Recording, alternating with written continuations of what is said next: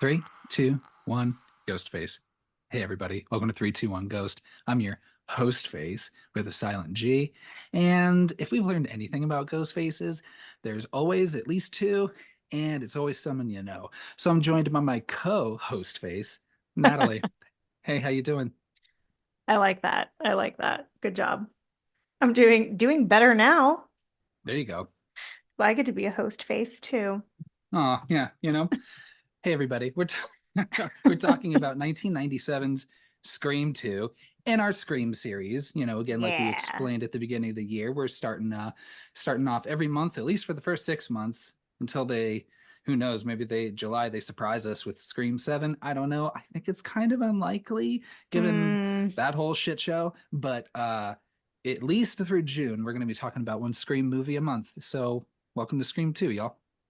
I don't think we'll be getting a Scream movie in 2024. I'm just gonna call that now. I have a little, it's the thing is I have a little bit of trauma. It's like with paranormal activity, with Saw, I mean, even with like those recent like Halloween trilogies where they'll tell you Mm. when every movie's coming out, or it's like clockwork, like every single year, every Halloween Hmm. for at least, gosh, from 2004 to 2012, probably you got a Saw movie Hmm. every single year, or it was like alternating between Saw and Paranormal Activity.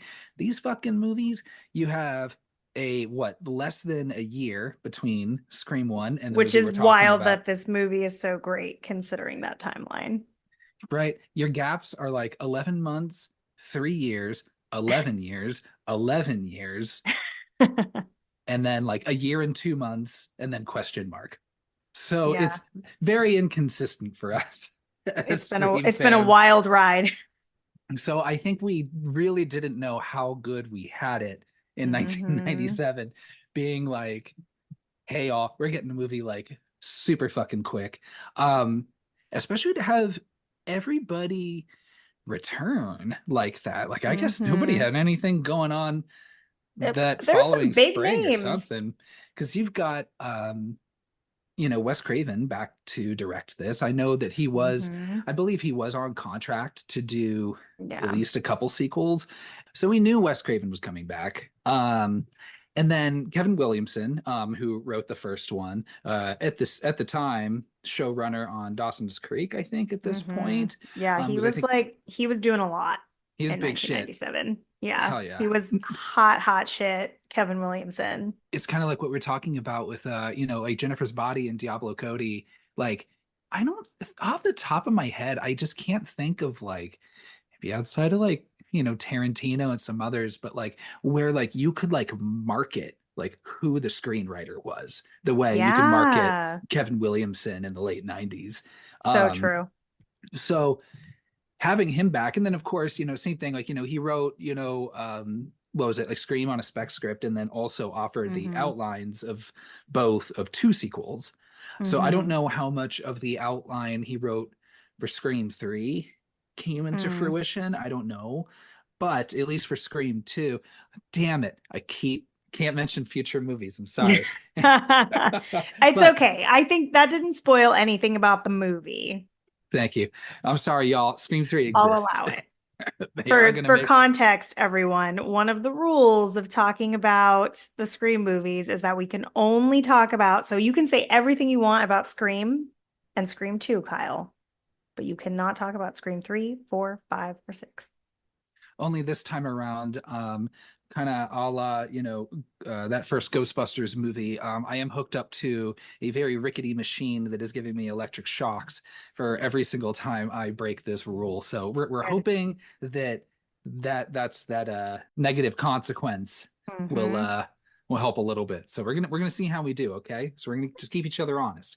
We'll see. So um, so Kevin Williamson wrote the spec for Scream 5, or at least an out, or sorry, just wrote like an outline for Scream 2. Sorry. Ah, damn it. Okay. We're off to a great start, Oh everyone. no. Oh no. So he wrote the outline, but just the ability to come back, it makes sense why he was writing a lot of the stuff on the fly. Um, this movie was, I mean, the first one was such like a fucking like hit, and really like, Mm-hmm. and again, like in a lot of ways changed kind of the course for, horror movies, especially teen slashers, Yeah. in the late 90s and kind of going forward. But this, that movie was hot shit, and they wanted to get that shit made super, super quick, and everybody Yeah. wanted to be on board. So, but again, like just how kind of miraculous it was that it still got made that quickly. And Mm-hmm. spoiler alert, like, is Like a fuck. perfect movie. You got some people that argue that it's better than the first, and like we'll get there, Mm-hmm. but um I'm just trying to think the last time that's happened. Anytime you fast track a sequel, that usually means like, oh Jesus, this is gonna be Yeah. really bad.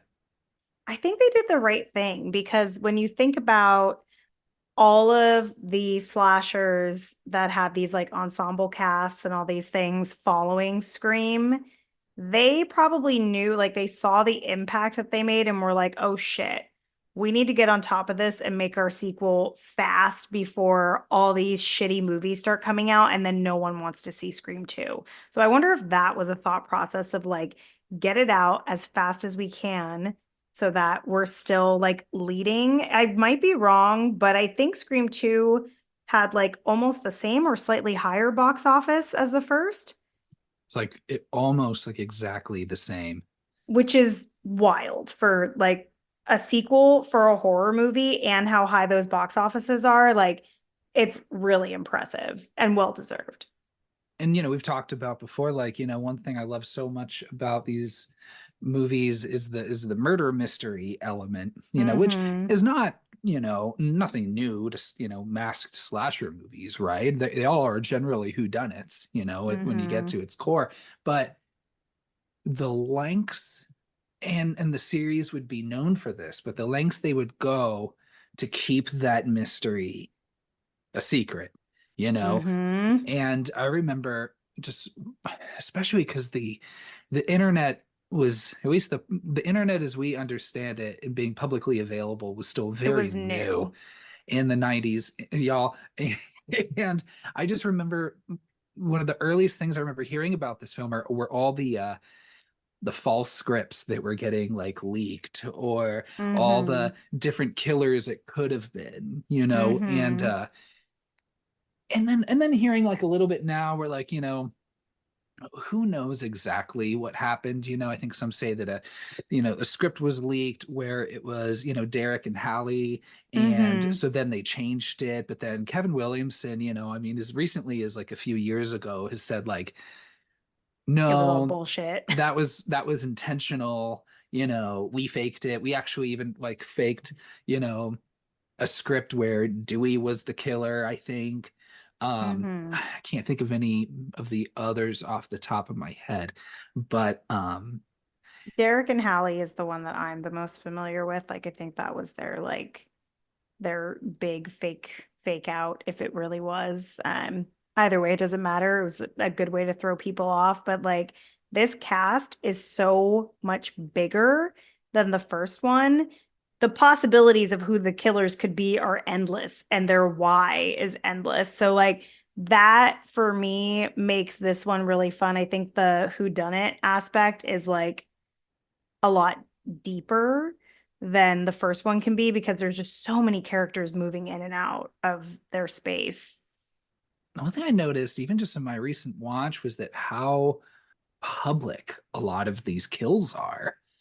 Yeah. Um, and compared to the first one, which is very Yeah. intimate, like whether it's in, and by intimate I mean like some ginormous $1 million house in Central California, More or than a million. yeah, Those are big multi. fucking houses. I mean, at least, well, yeah, in 1996 dollars, I don't know, but, or Okay, in a, maybe in $1986. or in a small garage, which I complimented the shit out of, being able to get that much mileage out of such a small space, Mm-hmm. or the inside of a van, or in a principal's office. It was all very intimate in the first one, and I know we'll be jumping and talking more, dissecting kill by kill as we go, but not only was your cast bigger in terms of like it really could be anybody around at any moment watching you, as we see with the killer and his little video camera, whatever, but just also the kills are just so out where everyone can see you too, at least some of them, Hmm. you know. I mean, and I'm being a little, generous with how I'm kind of defining all of each of those, but yeah, no, I absolutely agree. But I do think it does come at the sake of not feeling as intimate, even when the killer reveal tries to pull us back there to that intimacy. I don't know if it completely works, but we'll get there too. You mentioned the cast. Hmm. Let's which is also, our de facto industry legend giveaway award moment. Yeah, yeah, Let's start by focusing on just our returning survivors, yeah, and then as we kind of roll through this scenario, we'll just introduce our new faces as they come, yeah. and we'll try I'm not I'm to down leave for that. anybody out. Yeah, I'll make sure that we don't. I've got a Okay. list of everyone and I will check them off as we go. So if we leave anyone out, we can circle back at the end. Um, because yeah, there's a lot of people in this movie and a lot of amazing people. Like what? I didn't look it up, but the budget for this must have been insane just It for the was, actors alone. I think it went from like 12 million to 25 million, something like that. So double. Good for them. Wes Craven could have all my money, all of it. Kevin But, go- Williamson too. but gosh, especially with how just busy everybody was with other things. I mean, like, Nev Campbell was still doing Party of Five, right? Courtney Cox is in Friends. Mm-hmm. Um, and Jamie Kennedy probably doesn't have much going on, but hey, who This was knows? his thing. He just kind of blew up like later somehow, in like it was in a bunch of comedies, and like also had his like TV show. I don't know. Oh But yeah, that terrible show. so Wes Craven was contracted for multiple films. Kevin Williamson, when he sold the script, ideas, multiple films, his involvement. The only cast member that was guaranteed to come back was our heroine, our final girl, Sydney Prescott, played by Nev Campbell. She was the only person guaranteed to survive that first movie and any movies afterward. So Fun. that makes sense. But that just Yeah. shows how, like, dang, how They hard, really believed in her.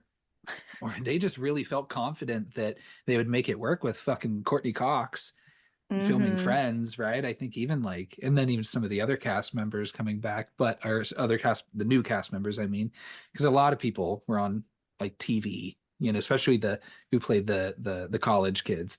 Um, but yeah, dang. So how do you feel about Sydney in this movie compared to the last movie, or where we left her at the end of Scream One?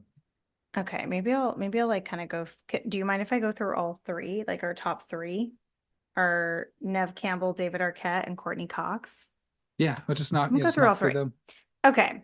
So for Sydney, I actually feel like she's almost just a heightened version of her own strength. So like the way you're introduced to her, like she's not taking shit from anybody. So like she already wasn't taking shit in the first movie, but now she's like really not taking shit. So I love Sydney in this movie. I think she like didn't need to go too far from the last one. And Nev Campbell, I think, is really fun in this movie. She gets to do more, I almost feel like you see her smile and laugh more in this one. You get to see her having a healthy relationship, like things that you didn't get to see in the first movie. And she's like just more of a like just grown, like she feels like a grown adult even though it's only like 2 years after high school, like, or is it a year? They said 2 years, right? Yeah, I it's at always least a forget couple. that. It's at least a couple Yeah. of years. Yeah, so I love that. And then for Dewey, my one criticism of Dewey in this movie is that I feel like they really like put a magnifying glass on his like goofiness to the point where it's just like it's almost too much for me, but I always love Dewey. I still love him. The outfit that he's in this movie, that dumb outfit that he wears the whole movie, I fucking hate that outfit more than anything in the whole world. And every time I watch it, I'm like, could we just not have put him in a t-shirt? It's the worst. That khaki jacket has nothing to do with him as a character, but I just had to throw that out there. But everything between Dewey and Gale is a total win because her being what feels like it, no, that's not what feels like. What is even a more stone cold bitch at the beginning of this movie, and Dewey being like extra, just like cutesy and soft. Like the two of them together is like just water and fire, and it works so hard. Like their chemistry is so good. But Gail and the way everyone's introduced in this movie, like Gail walking into the screen, Sydney's like, like answering the phone and being like, fuck you, Corey Gillis. Like their introductions are so good. And then meanwhile, Dewey's just like, looking around lost in the campus in the middle of the grass. Like, use the sidewalk. What are you doing? So, I know. I was like, is he just like wandering around that tree? yeah, exactly. Just not So knowing where he is? I like that that little thing that's going on there. And I also like Randy's like confidence in his like film geek role because now he's in a school that apparently focuses on the arts very heavily. So yeah, I really like seeing all of our returning characters, even Schreiber. Like Cotton is a character that I think is really interesting in this movie, and we can talk about him more in depth. But just getting to see more of the Cotton character, I think is really fun. So very happy to have all of the returning cast back, and I like the way I just like that you like know them and they're strong characters because you don't get that from slashers a lot. When you watch a movie and then you watch a sequel, it's just like one person carrying through. Like they're a really good, just tight knit group. I love it. Yeah, I think so too. And I think that they were fleshed out well enough in the first movie that, yeah, you're right. I think you feel very comfortable with everybody. I think, Mm-hmm. yeah, Dewey really leaning into the goofiness I love. Mm-hmm. Um, I forget whose idea it was for him to have that limp. Yeah, because it only is in this movie. I don't know how Ugh, that stuff yeah. situates itself and heals. I don't know. So maybe, He right? said it was nerve damage, and that that's not an easy heal. No. It's so nice to see everybody come back. I think it's hard to Mm-hmm. see um year two between like Nightmare 1 and 2, and that didn't have any of the same cast outside of Robert England. Robert England. And also because Ghostface, by nature is a different person every time. So far, 2 movies in, we don't have any repeat ghost faces. Not But yet. we have Roger Jackson, Well, except for Roger Chat, who can, who he literally, can always be Ghostface. literally phone it in, as he I does. I hope he does. The other fun thing about this Mhm. is was this planned that Nev Campbell and Courtney Cox were like, you know what? Let's just get matching haircuts. I'm just gonna part mine down the middle and have streaks, and you do a side part. Like they have like twin haircuts, and they kind of have twin haircuts in the first one as well, like the wispy bangs and the shoulder length hair. They'll give Sydney a haircut, and then, oh, I think I like it because it's like it shows that Gail is desperately trying to still be as young as Sydney, right? Yeah, And in then also like showbiz. not so subtly imply that this movie really has two final girls, right? Or the final girl or Hmm. final woman, as I said last time. But Yeah, love so that. I think you should dress them the same. They should be, I like them being similar in that way. I don't know. That's a dumb Well, theory. and there's nothing better than like them having that same haircut, but then obviously like Gail's wardrobe is always so just like, ah, that's so good. But like everything she wears looks mean. Like, and then Sydney's like wearing like soft, like suede jackets and like fall colors. And Gail is just wearing this fucking black blazer that's shoulder padded with this gold embroidery on the shoulders. Like she's just fucking royalty, just fucking walking with purpose through this campus. Like she's not lost. She knows right where the fuck she's going. There's no tree circling for Gail. So that's funny to see them like have that same haircut and just be two completely different women. If anything, yeah, you're right. It like, Dewey's goofiness is reinforced. the film nerdiness of Randy's reinforced. Hmm. Sydney is even fucking tougher and doesn't take or takes even less shit, than Hmm. last time. And you're right, Gail comes in and I'm like, this just made her like even fucking meaner. Like I Oh, it's love so it. good. I just want to just one day just say all of Gail's lines to real people and see how they react. Look, local woman. I Like, love it. that's so good. So we talked about our main cast, our returning survivors. Sorry, Mr. Prescott. You don't I know. you We don't we get really invited. we fucked Neil. Okay, he's gone. No Neil Prescott for you. So, and apparently doesn't care enough to come up to this college, nor does anyone's No, family. no one's parents. Well, that's what I liked so much about Jennifer's body was at the end, when she's killing Jennifer. And I was like, oh yeah, I guess they're teenagers with parents, huh? I guess Jennifer also Yeah, like the probably has a mom walks in the mama. room and is like, "What the fuck? Yeah, like It's my teenage daughter." I don't know. One thing that I think these movies retained from the 90s or from earlier slashers is that I feel like as they go, the less like kind of detached from reality it is. And like sometimes I have to like really be like, you have to watch this movie and be like, no, no, no. These are like 20-year-olds being like stalked and brutally murdered. And then like when you like Hmm. conceptualize it with especially the trauma that so many of them experienced in the first one, and you're just Yeah. like, nobody is like relating to anybody on any human level. No, Everybody's they just, really keep it together. I love this soundtrack, by the way, but Me boy, too. does it feel so inappropriate at Yeah. certain times. Yeah. So, oh boy. So these movies are very famous for their opening scenes. This, I would Hmm. say, I mean, fuck, the opening scene for Scream, could function as its own short film, right? Hmm. And it is usually pointed to pretty deliberately as, you know, a pillar of suspense in slasher movies, right? Like, and to also, like, yes, this is, I mean, you see these movies called like horror comedies a little bit, but like that shit like fucks me up. And that shit is, it's just such a strong opening. And you gotta wonder, how do you even approach trying to match that or even top that? Do you think they were trying to match it or top it, or just do something completely different? I mean, I think at the very least, I mean, if you ask them, they probably won't say like, oh, well, I mean, I don't know. It's that the whole idea is sequels are supposed to be bigger and better, right? Or at least bigger. Hmm.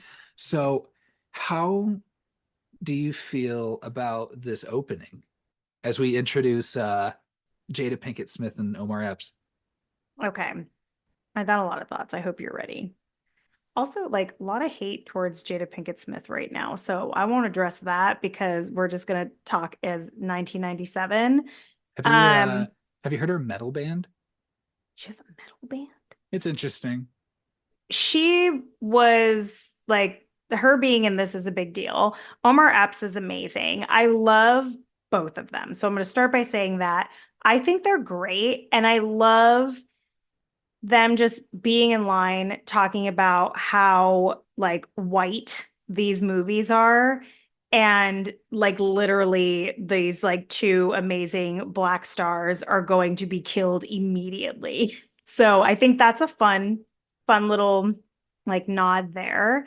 But what gets me about this opening, and like I hate to start with negativity because I do love this movie and I do love the opening, but the circumstances of how all of it plays out just feels way too unreal to me. So, like, number one, you just got in that theater.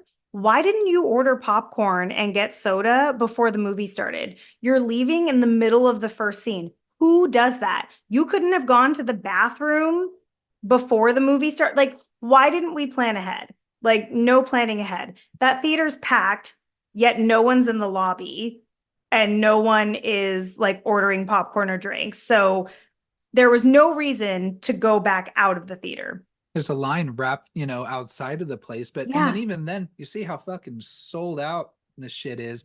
But they were yeah, able to get tickets just there right on the there. spot. Like just go walk up and Yes. get them. I'm just like, that does not happen. Yeah. Um, I also I had a question for you though, because you worked in a movie theater for many, many years and you've seen some of the biggest movie openings. Like you were working in the theater when like Lord of the Rings came out, right? Yeah. So like as someone who's seen a lot of like big movie releases, have you ever seen people acting up in a theater the way these people are acting for Stab?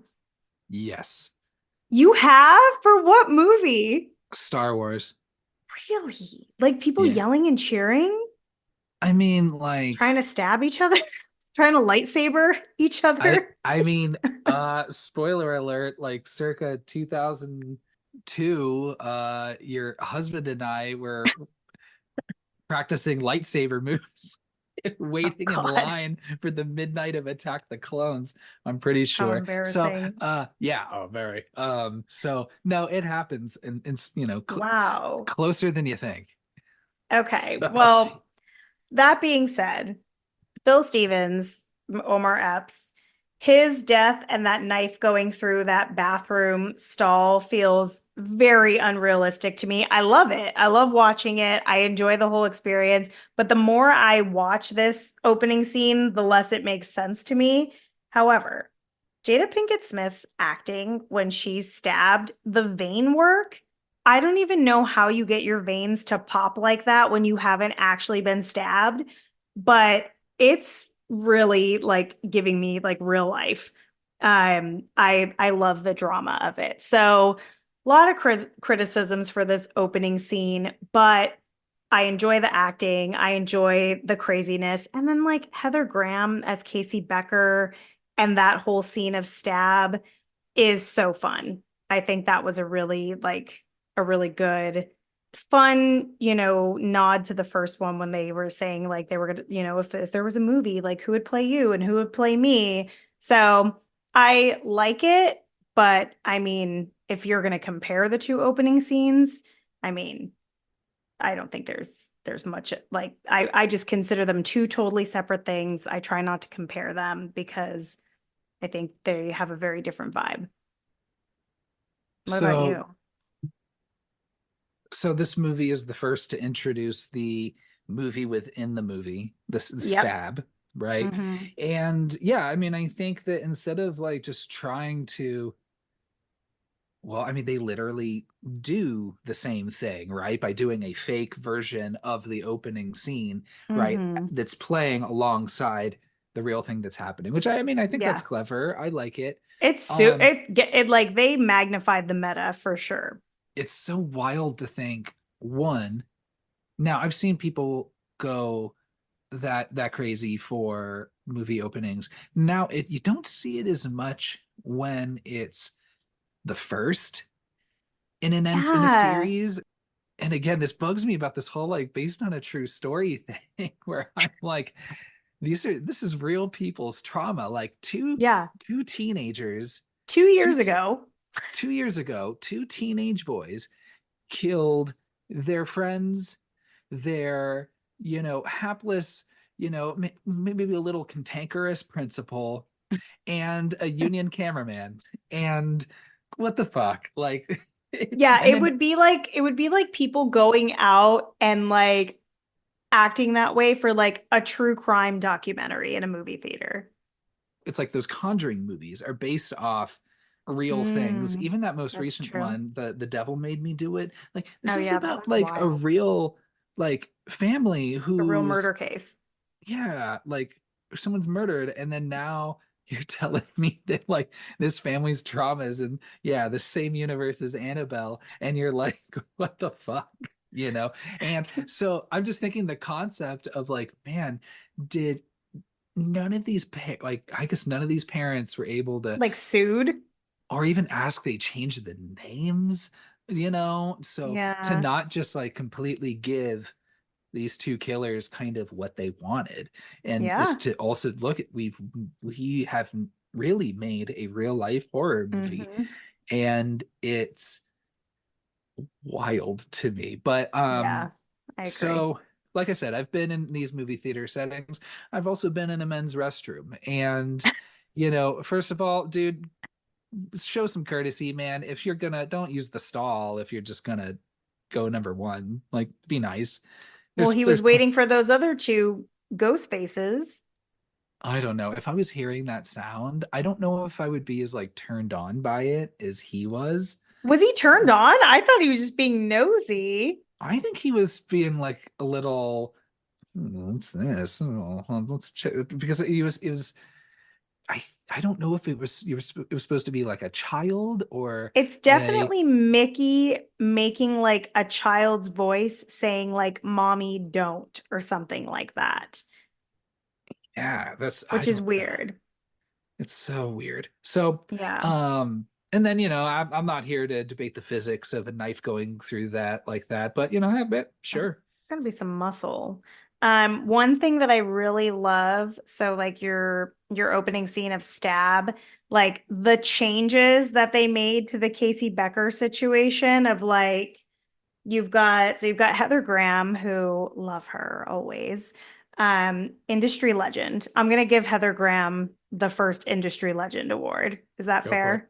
Love it. Okay. But Casey Becker's house in the movie is like full like windows. Like there's just like glass like all over the exterior. You've got the skylight so that like Ghostface can like be on the roof, which doesn't make any sense, but like it makes it more fun. There's a pool in the backyard, which there wasn't before. And then of course she's taking a shower. There's a Um, pool in Drew Barrymore's backyard. there really? I don't remember Yeah. that at all. Oh my Yeah, there God. was. But Wow. I'm fired as a Scream fan. I guess I was too busy watching Steve's guts all over the place. yeah. But I love to like the shower like edition of like she is making popcorn though too at the same time, which is even more hilarious because like no one would leave that just flaming on their stove while they're like about to take a shower. So I like those little like movie magic exaggerations that they make to make it, more glamorous or interesting for this poor girl's actual death. One of Randy's rules is higher body count, which we'll get through, and then also more gore, more elaborate deaths. And I guess Wes Craven, got a lot of pushback on the first one, and as far as like the amount Mm-hmm. of violence in it. And in this one, his attempt was like, well, I'm gonna make it, as gory as fucking possible. So when they inevitably reject it, Mm-hmm.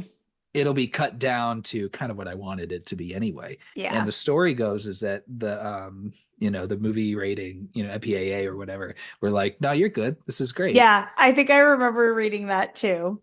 So even just looking at like comparing this first opening scene Mm-hmm. to especially the deaths of Casey and Steve, do you which one's more gory to you? I'm still thinking Um, that first one. Casey and Steve were like literally eviscerated. So if I can see steaming intestines, like that's pretty fucking gory and pretty brutal.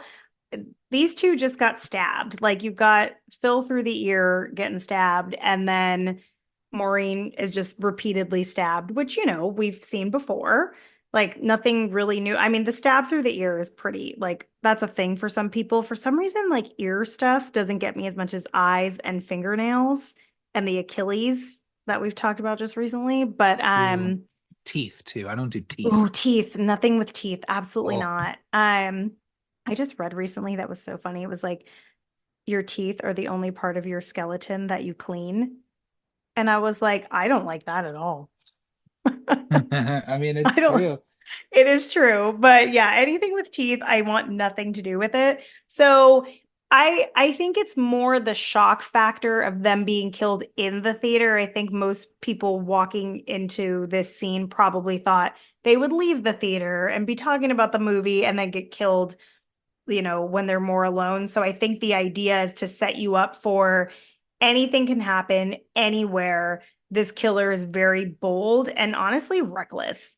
Because that's a risky fucking move. There are a lot of people in this theater. Well, not in the lobby, but It makes sense that this movie takes place in the span of like 3 days.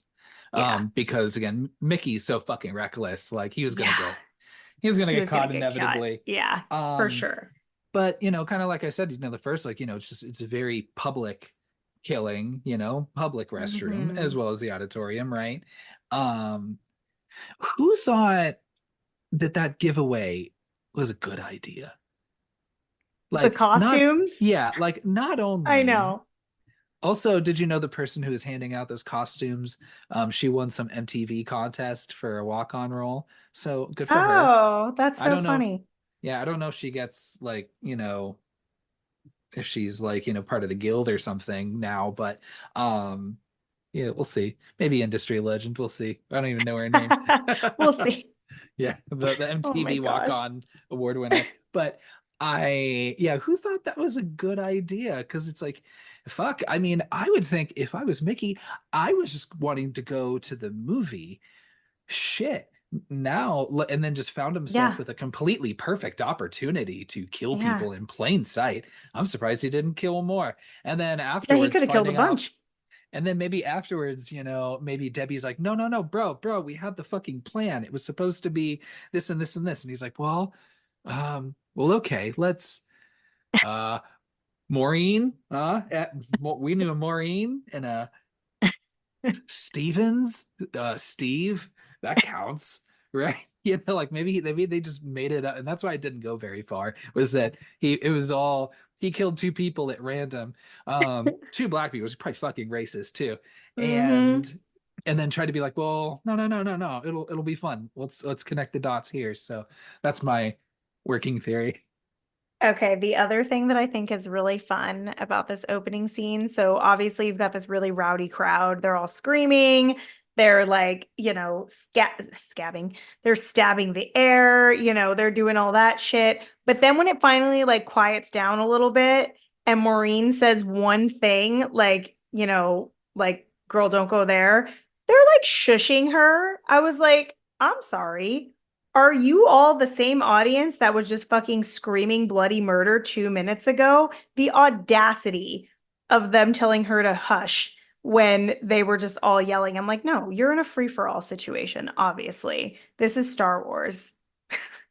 I don't know if this is a hot take, but in horror movies, I don't mind as much when people talk in theaters or like No, react loud. Like I'm like, no, this is like if it's anything, fun.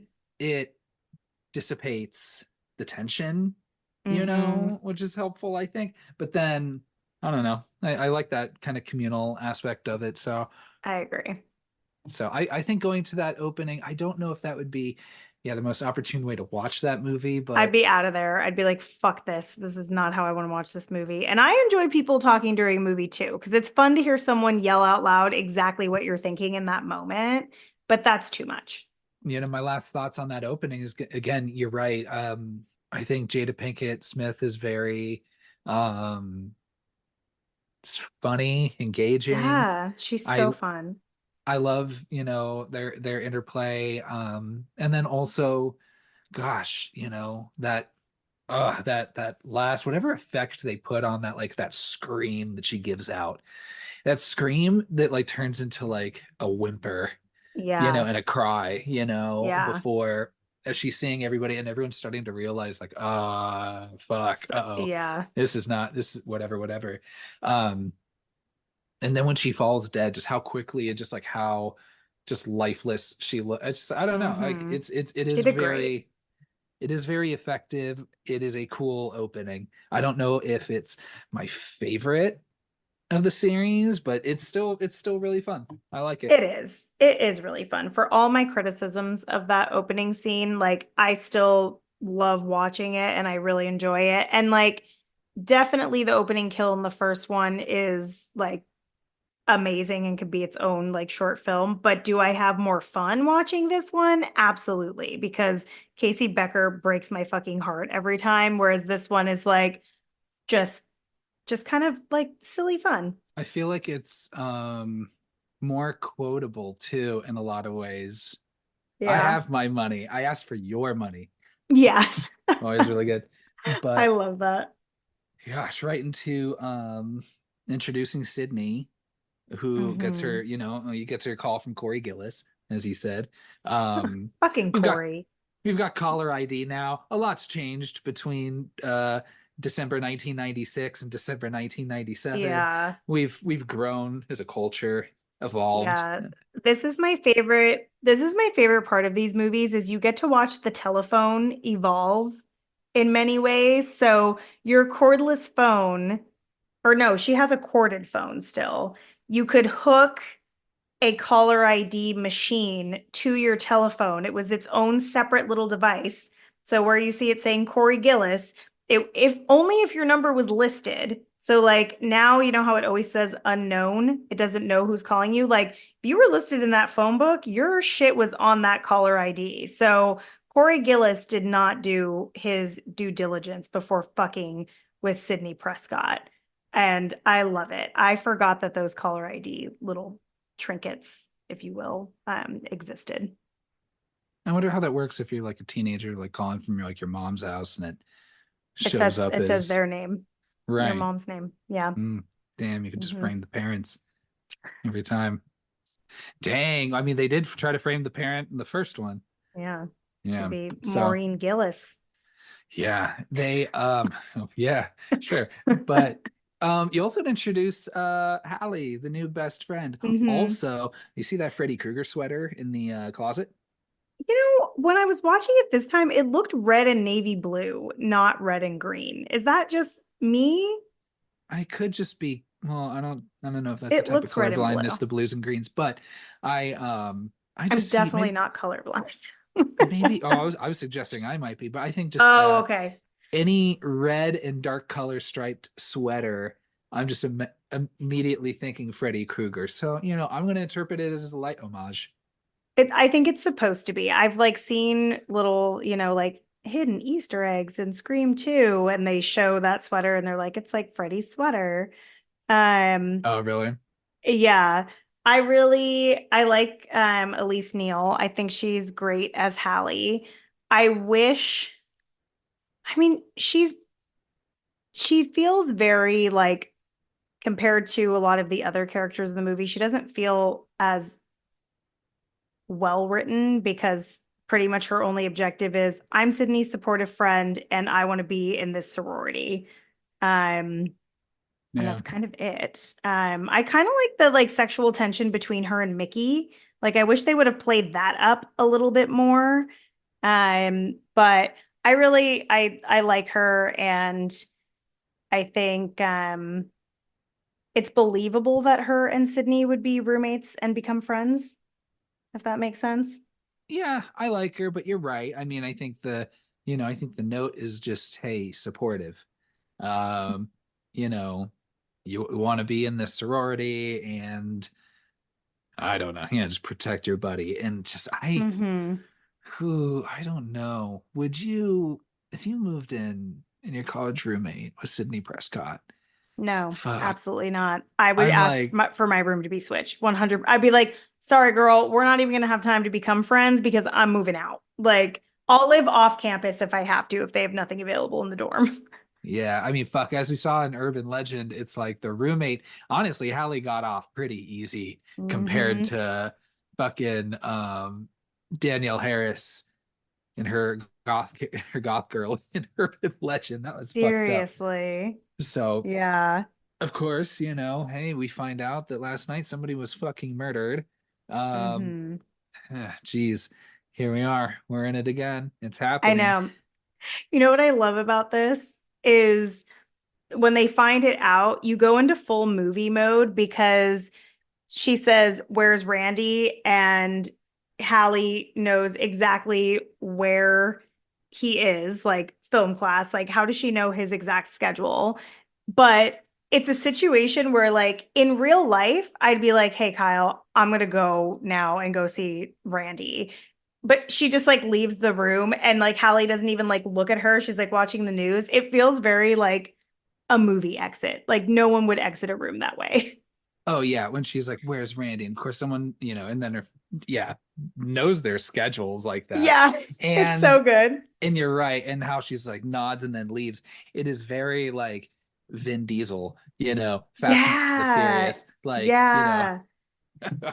So, um, but gosh, boy, are we introduced to Randy again, and this this film class scene. I just thought that this, like, as a very impressionable, dumb child watching this movie and watching this dumb conversation on You were like, this is sequels, college. I was like, this is incredible. I want to go to college. This is what I want to do. I mean, me, like a lot of people, really, projected themselves onto Randy a lot, Hmm. and for better or worse, we'll get there. But it was just so wonderful to have it finally be realized. Jesus, like 20 years later, when I go back to college and I take a horror movie class that actually exists, and it's in, They well, this one, exist. it's in a big, hall, and I was like, what the fuck? We're here just talking about Halloween. This is incredible. I love this. And I'm having much smarter conversations than what the fuck was going on in Yeah, this classroom. they just sound like kids talking about movies. Like they don't sound like they're in class. Like they're just mouthing off about their favorite movies. Yeah, and it's not even like it's so just bare bones, referential where it's like, Hmm.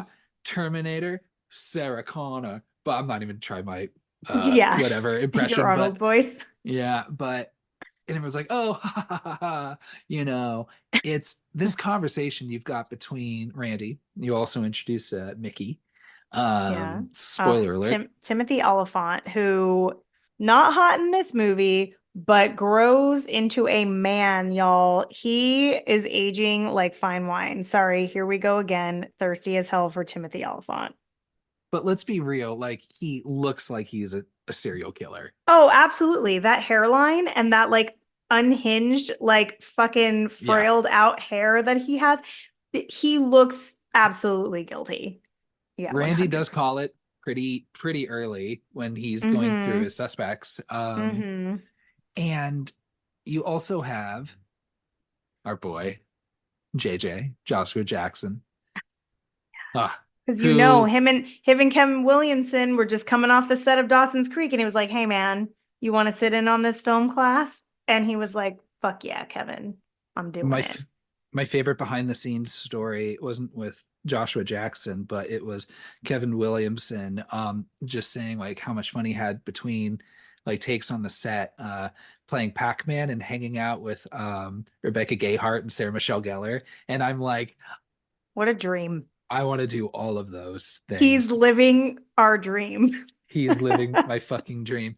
Um, and so, but yes, you've got Joshua Jackson, and who gets that aliens quote right. Randy says it Yeah, it wrong. is right. Absolutely. And you're introduced to Sarah Michelle Gellar, who plays Cece Cooper, which we later find out is Casey Cooper. Gosh, Conveniently, who would have whatever, eye known? roll. What do you think about this whole scene? It's so fun. Like it's definitely like a dumb conversation that's happening and it really doesn't do much for I mean, I'm sure, you could argue like Mickey's love for sequels and him defending them is definitely tying back to, full circle at the end, him being the killer and all those things and trying to make a better version of what Billy and Stu did last time. But love that I get Sarah Michelle Gellar, Joshua Jackson. Like that's super fun.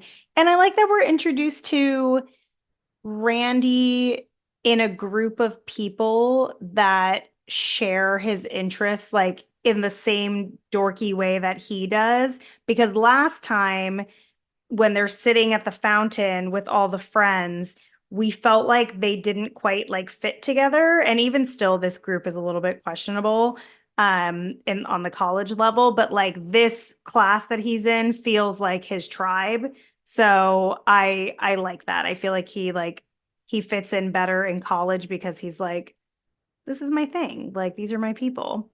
Definitely, yeah, it definitely helps explain it a little better. I felt like in the first movie, it was designated that like Randy was the film geek and the expert Hmm. on this, but also everybody kind of was pretty well versed depending on Yeah. when they needed to. Even like Tatum making deep cut Yeah. references, Yeah. and so it felt very strange. Whereas like this one, yeah, definitely it feels a lot, more reinforced there and Hmm. explains it a little better, how everybody at least has this working knowledge. Um, it's just wild to me again that like not only is this movie, right, Stab, based off these murders, right? Two of the survivors go to this college. One is in the class that you're teaching. I'm talking about this fucking professor. And not only does he like humor this conversation about Yeah, exactly. this this is there another serial killer trying to make a sequel, but like he's like encouraging it and like extending the conversation. Like I Yeah. love And how smirking at the conversation. Like he's not even doing it in a profound, like, deep way. He's like, let's make jokes about sequels because this is, life imitating art and people are just getting murdered again. Like, come on, bro. What I are you doing? I know this type of fucking professor. This dude's probably pretty drunk. And um this that is not a dude who grades his own papers. There's some fucking beleaguered TA, Oh yeah. I'm sure. And but I just love that he just like no with no sense of just awareness, no sense of consequence. He's just like Hmm. he's like, are you suggesting that someone's trying to make a real life sequel? And it's like, bro, Why like would you word it that way? especially when Randy in his own way is being very like uncomfortably like, no, that I is not lived what is this. happening. I Yeah. live this. And even when he says to Sydney afterwards in the weird British voice being like, nope, I am in denial. This is Hmm. not, Just blah blah trauma. blah. I I just love again just the teacher just and then being like, all right, well, sorry, bummer, everybody, time's up, but class dismissed. But we're gonna keep talking sequels when we come back. Um, Yeah. Yeah, also that's thought it was great. funny how again just this whole conversation of you Mickey goes, it's just this classic case of life imitating art, imitating life. And I was like, what? First of all, and then second of all, I'm like, this isn't fucking life imitating art imitating life is you got Pirates of the Caribbean, the ride, Oh right? God. And then they make a movie based on the ride, and then now the ride incorporates parts from the movie like Johnny Depp Such a and a good bunch of others. example. I So I'm like, was like, where is he going with this? But that totally works. oh my gosh, I just love this whole scene. I love that I really believed that this is like a fake fucking, there's no way this sort of class can exist. And turns out Yeah, it does, but maybe it's because people who watched Scream 2 then started teaching in college like 25 years later, absolutely. That's right? So, absolutely what it is. yeah. So you've got the conversation between Sydney and Randy, like when she like grabs him out of class. And that is all like one take of them leaving that classroom, walking down that path. Randy saying it in the British accent, which I guess was Jamie Kennedy improving after doing that scene so many times. Then you have Jerry O'Connell or Derek like pop up like on cue, like in the background. It's such a fun way to like have them regroup together and then have your Jerry O'Connell character, the new like hot, total opposite Randy boyfriend, and also not like Billy. So he's like this totally different person, but also Jerry O'Connell. I think this will be the first time that we've really gotten to talk about him. Love him. Mhm. Love him so much. Industry legend. Now I'm the one giving out the industry legends like willy-nilly. Love it. You should, hey, speaking of willy-nilly, I'm just thinking of fucking Jerry O'Connell's uh in Piranha flopping Piranha. We'll around. we'll get there. Yeah, we'll get there. Fun story about Jerry O'Connell. This never happens to me because I don't typically work in LA, but I was working in LA for a week and I was staying at a hotel. And oftentimes when I stay at hotels, I like to see if I can find Scream on the television. And I did. I found Scream 2 and I was watching Scream 2 and Oh I yeah. fell asleep to Jerry O'Connell on my screen, like on that, when he's suspended on that like Greek stage prop, whatever it is. And the next day at work, he came into the store I was working in. So I heard his voice and was like, that can't be right. That can't be real. And looked to my left and I was like, motherfucker. It took every ounce of like control and just willpower in my body to not be like, Jerry fucking O'Connell, I can't believe you're standing in front of me. Um, I felt like it was like just fate that we were in the same space together. I know we're both married. Um, he's a little older. It's fine. If you're listening, Jerry, we can make it work. That's all I got to say about Jerry Yeah. O'Connell. Industry legend. Didn't you also run into like Howie from the Backstreet Boys? AJ, that was like the AJ, same, that was the even same better. week. That was the same week. It was wild. Dang, that's fucked up. Two I was nineties losing my legends. shit, guys. Losing my shit. Two nineties legends in the same week. Hmm. That's pretty wild. That's why I could never live in LA because I'm not cool enough to encounter celebrities and not lose. Like, I felt like my internal temperature went from like normal to like I was like sweating just instantly. Like I had gone for a fucking jog. I feel like the only celebrity sighting I like might have had in LA was I was at like a stoplight next to the dude who I think is the voice of Squidward on SpongeBob SquarePants, That you and the think? and the only reason I can assume so is who else would have a vanity plate on a convertible that says Squidward, right? No, I would bet there's fans out there. So that's what, yeah. Oh my gosh. Is someone rolling out? We were close to the Warner lot, so you never know. Uh, I love it. but yeah, you introduce Derek here. Did you ever think Hmm. for a minute Derek was the killer? Absolutely not. They couldn't do the Man, boyfriend twice. And they give him a couple lines that, make him seem suspicious, but like honestly, I never thought Derek was the killer the first time I watched this, even for a minute. in the first act, they really lean into Randy as Yes. as a wink wink red herring, because I mean Uh-huh. even how that scene ends, right, is him being like, get a room, blah blah blah, Yeah. and he's like, Like you know bitter. I'd let the geek get the girl, blah Yeah. blah blah. And then also, who uses like mouth spray like that anymore? People used to, remember? People, it People used to used be to a carry fucking thing. mouth spray. No one uses that anymore. Does that mean everybody was just putting poison in their mouths? They were like, oh no, we discovered this is really bad. Don't use it. At the movie theater I worked at, I remember in the restrooms they had dispensers that would those mouth sprays, to which I'm like, Ew. I am not Ew. getting something I spray from my mouth or spray into my mouth out of a public restroom. No, thank you. Isn't that what Dentine Ice started as? Mouth spray and not gum? I think so. I feel like I remember the cinnamon version of it and being like, why would you spray cinnamon into your mouth to try to make it smell better? I'm always like, I'm looking for a place to put my gum right after I've chewed it. I live in Seattle. I know there's a giant wall I could just go stick it, but I don't want to go Yeah, you down could there just each go time. there. It's gross. But or do you remember there was the little they're like little like wafers that you just like, Listerine you know, strips. yeah, right. Those Which are were like, fucking gross.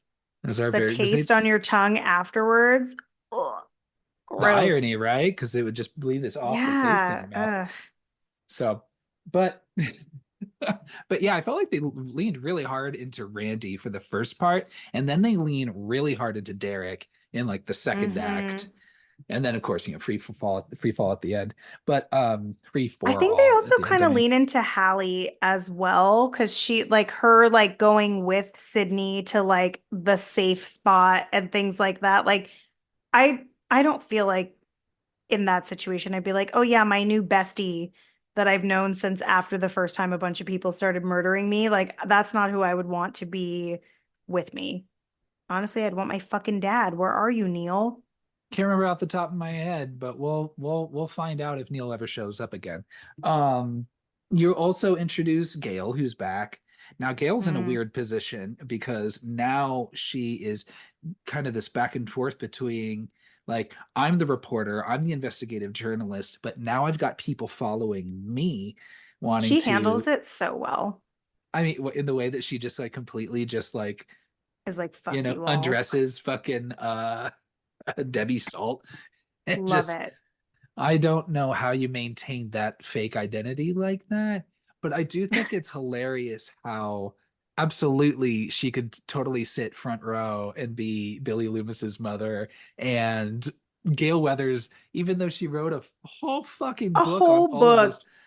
and would still maybe is just at this point in her life, she's just so full of herself that she just probably didn't even recognize her and was like, ah, Oh whatever. I yeah. don't care. I think that's actually kind of fun because I feel like because they say 60 pounds lighter and a lot of work.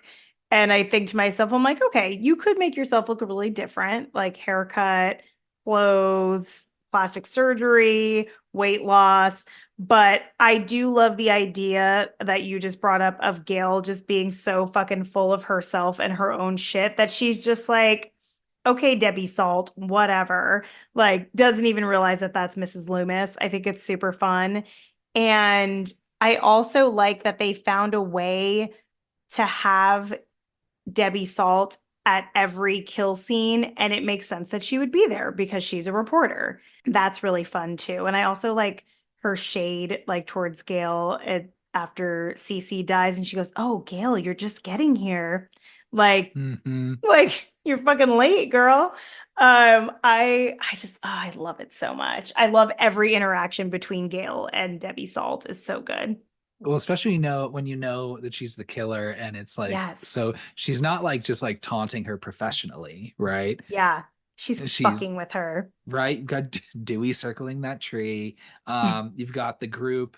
Maybe the only time you see that friend group all completely all together. together. I guess Mhm. kind of the same thing with the first one, huh? Is like by the Yeah, fountain. that's That was true. probably the only time you saw all five of them in one space like that. Yeah. Especially, when you learn one or multiple of them are the killer within this group, so that makes sense. Hmm. But I guess it's nice to have that one shot or that one scene just to establish like they are friends, even though kind of like They the kn- first movie, it doesn't really make sense why they would all be friends, but you but they're know, such good friends that they know each other's class schedules. So they're fucking tight.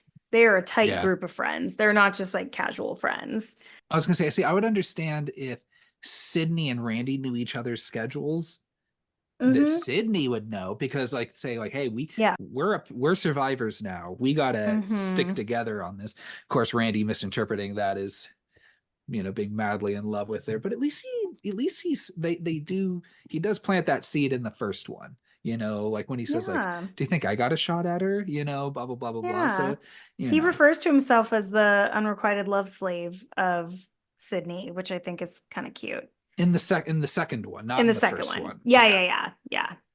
but what were you saying though? Um, I like the interaction between Dewey and Sydney because Dewey actually pegs the killers, at least he says that the killer's probably someone you already know, and he says him or her or them. And he pretty much is like, there's a guy, there's a woman, there's two of them. Like, I like that he says it out loud, like right off the bat, which is Here I fun. thought he was just being progressive and just wanting Just to including include some everyone. gender neutrality there. No, he um was definitely like, there could be two people that are doing this. I don't think we weren't there yet. Um, I but love yeah, I like that conversation. it just really reinforces like it was a good idea to let him live in that last one because it Oh, is absolutely. because one, even though I never bought for a fucking second he was the killer, but No. just I don't know, because again, like any of these movies, you wouldn't expect that character to live.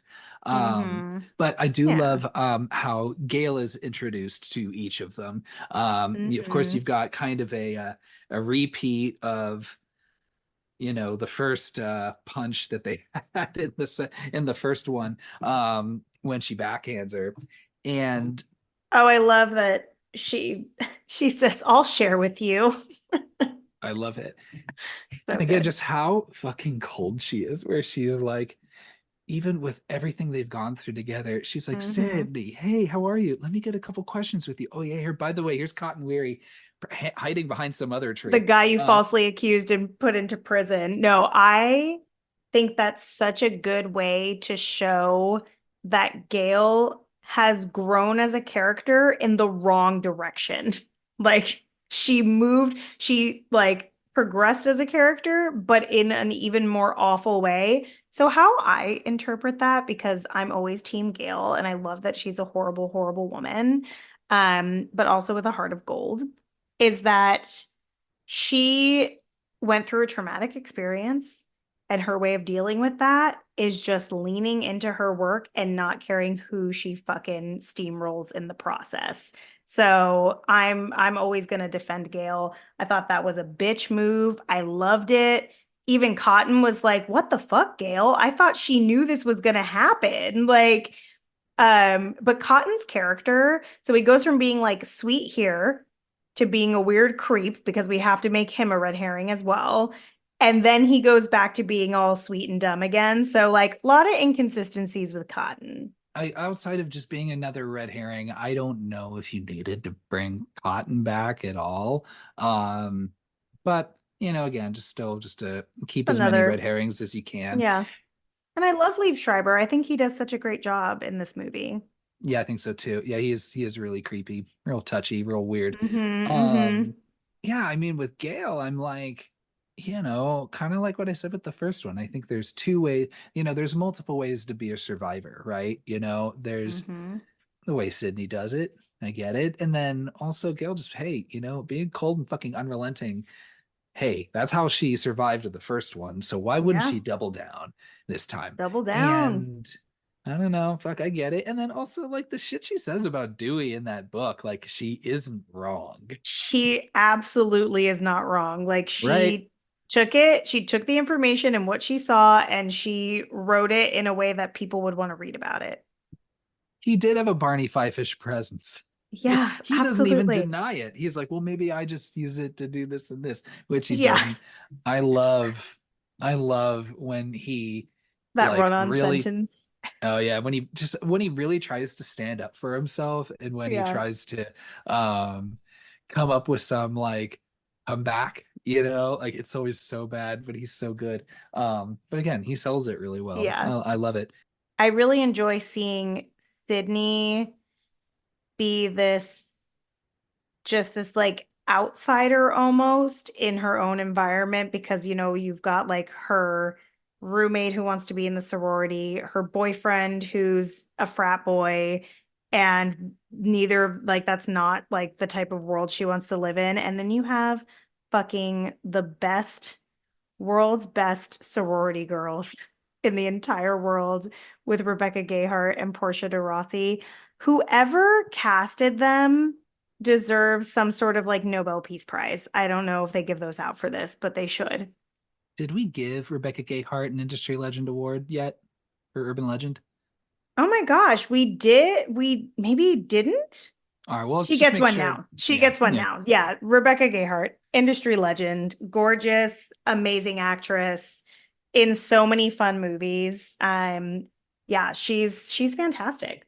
So she had not interviewed, sorry. She had auditioned for at least a part or two in the first one, and then auditioned Mm, for a couple parts in the second one.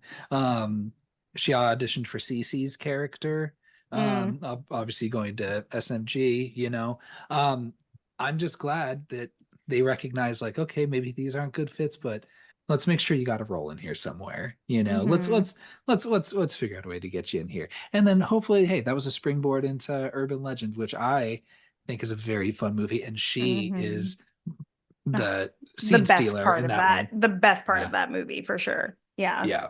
I wouldn't have minded seeing Rebecca Gayheart as Cece and seeing Sarah Michelle Gellar as the sorority sister. I think she actually can play that like dumb, bitchy, shallow character really well too. And she doesn't always get like the chance to do that. I, So outside of the first episode of Buffy. Exactly. All So right. I would have liked to see her in that character too, but Portia de Rossi is like at a 12 out of 10. Like the way that she delivers her lines is so, so good. And like the way that she says Sydney, like it's so fucking good. No, I mean that. Hi. Hi. Hi. That's such a I good line. Oh God, that's so good. I love it. Yeah. So they they're what's it's a delta lambda zeta delta Never will I remember the any of sororities those. names. I refuse. So we're in the, tis the season for some onboarding. What do you call it? Mm-hmm. Rush season, maybe I Mm-hmm. forget. And they're having that cocktail soiree that night, Mm-hmm. which we learn that Cece is already a part of that. And is the sober sister for the night. Mm-hmm. Because Good, I'm pretty good, sure, responsible drinking. We love that. yeah. I because I think that's what we got into, right? Is because I think it's like the Yeah. that Into scene the and then CC. back into the CC. So Mm-hmm. um man, so this movie and I Know What You Did Last Summer came out actually, well, I think like a month or two from each other. Mm-hmm. I Know What You Did Last Summer came out maybe like November that year, and then December for Mm-hmm. Scream. Yes, Um, Sarah Michelle Gellar was getting that work because she it's was great. fully filming Buffy at this time too. So like, good for her. Season two at that point, probably season She was three, maybe. everything in the late 90s. Like, So let me ugh. ask someone who is just so synonymous with this character, Buffy And Summers, they right? dressed her just like Buffy Summers. She could have come right off the set from Buffy and walked into the sorority house and it would have been fine. That's why I'm like, does it bum you out to watch her die so much? No, I think it's actually the opposite because Buffy always kicks so much ass that seeing her just be a normal girl like it's a double win because one, you're like, I get to see Sarah Michelle Gellar be scared. Like that's different because Buffy very rarely gets scared, but also Yeah. two, you kind of get to see how good Buffy has it. Like, even though she's like burdened by being the Slayer, you're like, at least you're not fucking getting murdered in college. Like, I like both sides of that, but I do think they could have done a better job of maybe her having her just dress differently. Like maybe she could have been like, the unattractive one with the ponytail and glasses and overalls, like that sort of thing, where they like make her that was a joke about she's all that. Yeah. Um, Oh, I thought you were like making a they joke about well, I guess it is She's All That. I thought you were making a joke about not another teen movie, but yeah, that is both, based off She's All both. That. She's got Yeah, paint on her like overalls. yeah, like they could have like dressed her a completely different way or something to make her different from Buffy. But honestly, I don't fucking care. I will watch Sarah Michelle Gellar do anything. Literally, I watched a video of her baking cookies with someone one time, and I was like, "Oh, Sarah." Hell yeah. I think she dies in the beginning of Grudge 2. Because she No, survives Grudge, oh, but Grudge 2. Sorry, sorry. Yeah, yeah. she's So, and again, like like I was saying with a lot of these deaths, like, not necessarily like public, as mm-hmm, compared to the deaths before and the one that's coming after this one. But you do have people coming in and out of this scene, like in mm-hmm. And between it's phone calls with Ted or, this yeah, killer. Um, and fucking it's Ted, get your shit together, comfortable. Ted. Don't treat CC however you've been treating her. Yeah, Ted sounds like a real piece of shit. Yeah. Fuck Um, Ted. the house obviously is close, comfortable walking distance from where the party is too. So even more so, you might have elevated foot traffic. I just find it hard to believe that every single one of them are at that party except for her. Like nobody has an exam coming up. They don't give a shit. Well, I mean, if it's supposed to be like, I mean, my limited knowledge of sororities is that it's like, you don't really get a choice. If it's like a sorority You gotta event, go. you gotta go. Like Ugh, it, I could never. I could never. You cannot force me to socialize. yeah. No. So she's her sober sister. How do you feel about this whole chase slash kill scene? Like where would you rank this like in this movie? I'd say it's probably my least favorite of all of the kills, which is a hard thing to say because I love. No, okay, Hallie would be my least favorite, but like, Yeah. Hallie and Derek are probably my least favorite. Well, no, I say yeah, Hallie's my there's least a lot of favorite. competition for like big set pieces. This is the second of like some one of the bigger set pieces of this movie. Mm-hmm. And yeah, I think it's because once Ghostface like reveals himself, she runs upstairs, follows Mm-hmm. her, throws her out the window, and then throws her over the stabs her twice, and then throws her off the Yeah. balcony. Everclear, Yeah. And so I felt like I would have liked to see. Actually, I probably would have liked to see a little bit more, but Yeah. you know, The phone play is fun. Like the Ted thing and the girl like walking in and the don't forget to set the alarm, like her trying to call campus security. And then you had like, again, technology of the past. If you went too far away from your like household like line, so that your front door would be the line that you can't cross. Otherwise, your cordless telephone would start to be like, and you'd hear Jen that sound. That's very real. Gen Z, think of it this way. If you are connected to your parents' Wi-Fi in their house, and the farther you walk outside, Yeah. I know it'll switch to data, yeah, but if you still, but There's that the in signal gets weaker, between. weaker, yeah, and it gets a little slower Mm-hmm. to load whatever Mm-hmm. goofy pages you kids are looking at these days. So, yeah, I thought that was a great way to get her back inside the house. Because I mean, even just running doesn't wouldn't guarantee her much, I mean, and she could she's have just ran to the party because it only took them fucking 2 minutes to get to her. So that's what I yeah, would have done. I would have been like, I'm going to the party. Like, I'm still sober. yeah, Like, I mean, she can still get people rides. So yeah. So fuck this house, yeah, whatever. fuck that house. Yeah, and even then, I think this death is the first to like I don't know. Like, I mean, of course, it's the 90s, right? This movie is very bright and very, very well lit, Mm-hmm. So like I think that takes away a lot of the suspense. And then again, just these 90s soundtracks, like don't get me wrong, awesome. But I'm like, I just feel it's so undercut By by that music cutting in. You said it's Everclear. never said I was innocent. Yeah. And then you're just like, and as What? one, it undercuts it, and then like two, or maybe it's intentional to kind of show the further kind of disassociation of like you murdered and terrified this young and and Yeah. she's dead, right? I do And like that she gets thrown off the balcony too. That's a yeah, fun little change. yeah, right. It wasn't just purely say he only did the two stabs, and he's like, "Ooh, actually, what am I doing? Yeah, Like, just what? Why am I stressing myself out more? Just throw over the fucking thing. We're yeah. good." Yeah. Uh, So, She weighs under 100 pounds. That was an easy right over the side. it gets a little confusing now because when in the first movie, whenever whoever's wearing the ghost face costume, Mhm. it's generally not the person who's on the phone. Yeah, I think that was Mrs. Loomis on the phone and Mickey in the house, or like sneaking into the house. Okay, okay, that's what I thought too. Okay, I Yeah. wasn't sure. I didn't, and I don't know what does Zach Cherry say? Do you know? I okay, so I have watched his Who Killed Who video for Scream 2, and Zach Cherry's theory is that I can't believe I remember this, but I love those videos.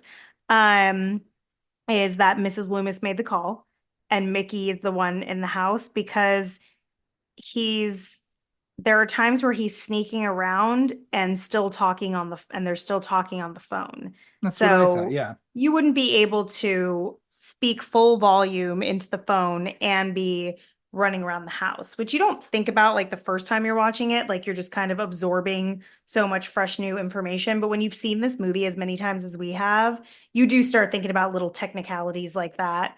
The other thing that I think is really funny about this is that part where she says, "Don't forget to set the alarm." And then Ghostface says, "Don't forget to set the alarm." And she's like so scared that they heard that. And I'm like, girl, you were holding the phone just like with the receiver, like in the room. Anyone on the phone would have heard that.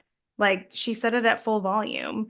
So I always thought that was kind of funny because that wouldn't like I'd be like, okay, so you can hear the other side of this line. Big fucking deal. Sarah Michelle Gellar does set the alarm though, right? Yeah, after he's already in there. Oh, that's how I remember. Okay, because I remember the alarm's going off when she gets thrown out the window. Which, if you're that scared, again, that girl just left, run after her. So with Cece dying, and we later learned their name is Casey.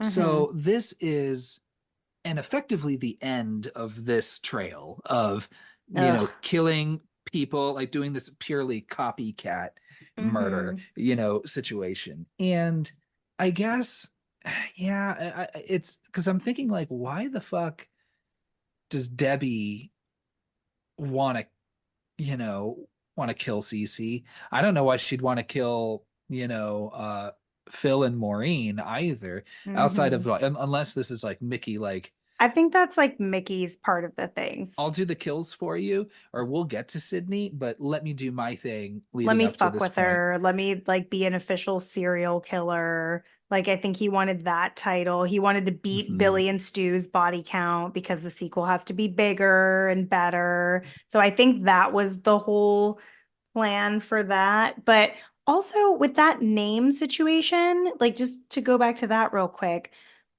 if that ended up going nowhere, as a filmmaker, like why did you need that scene then? Why didn't we just remove it from the movie? Honestly, you could have removed the scene entirely where they're talking about it Yeah.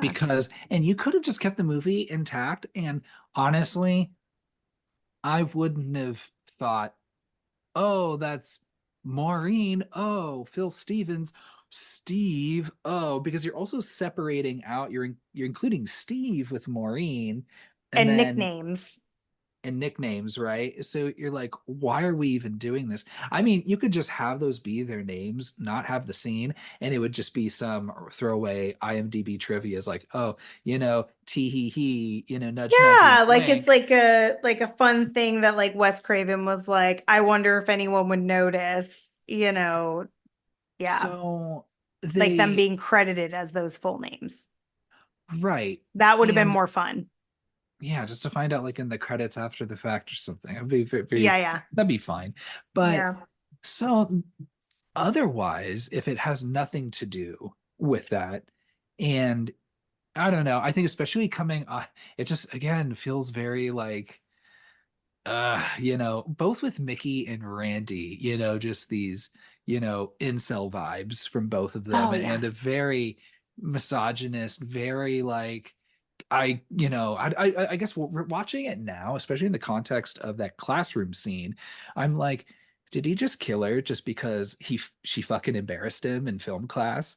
Mm. By fucking talking him down and saying that he had a She hard says on you for got a hard on for Cameron, Cameron.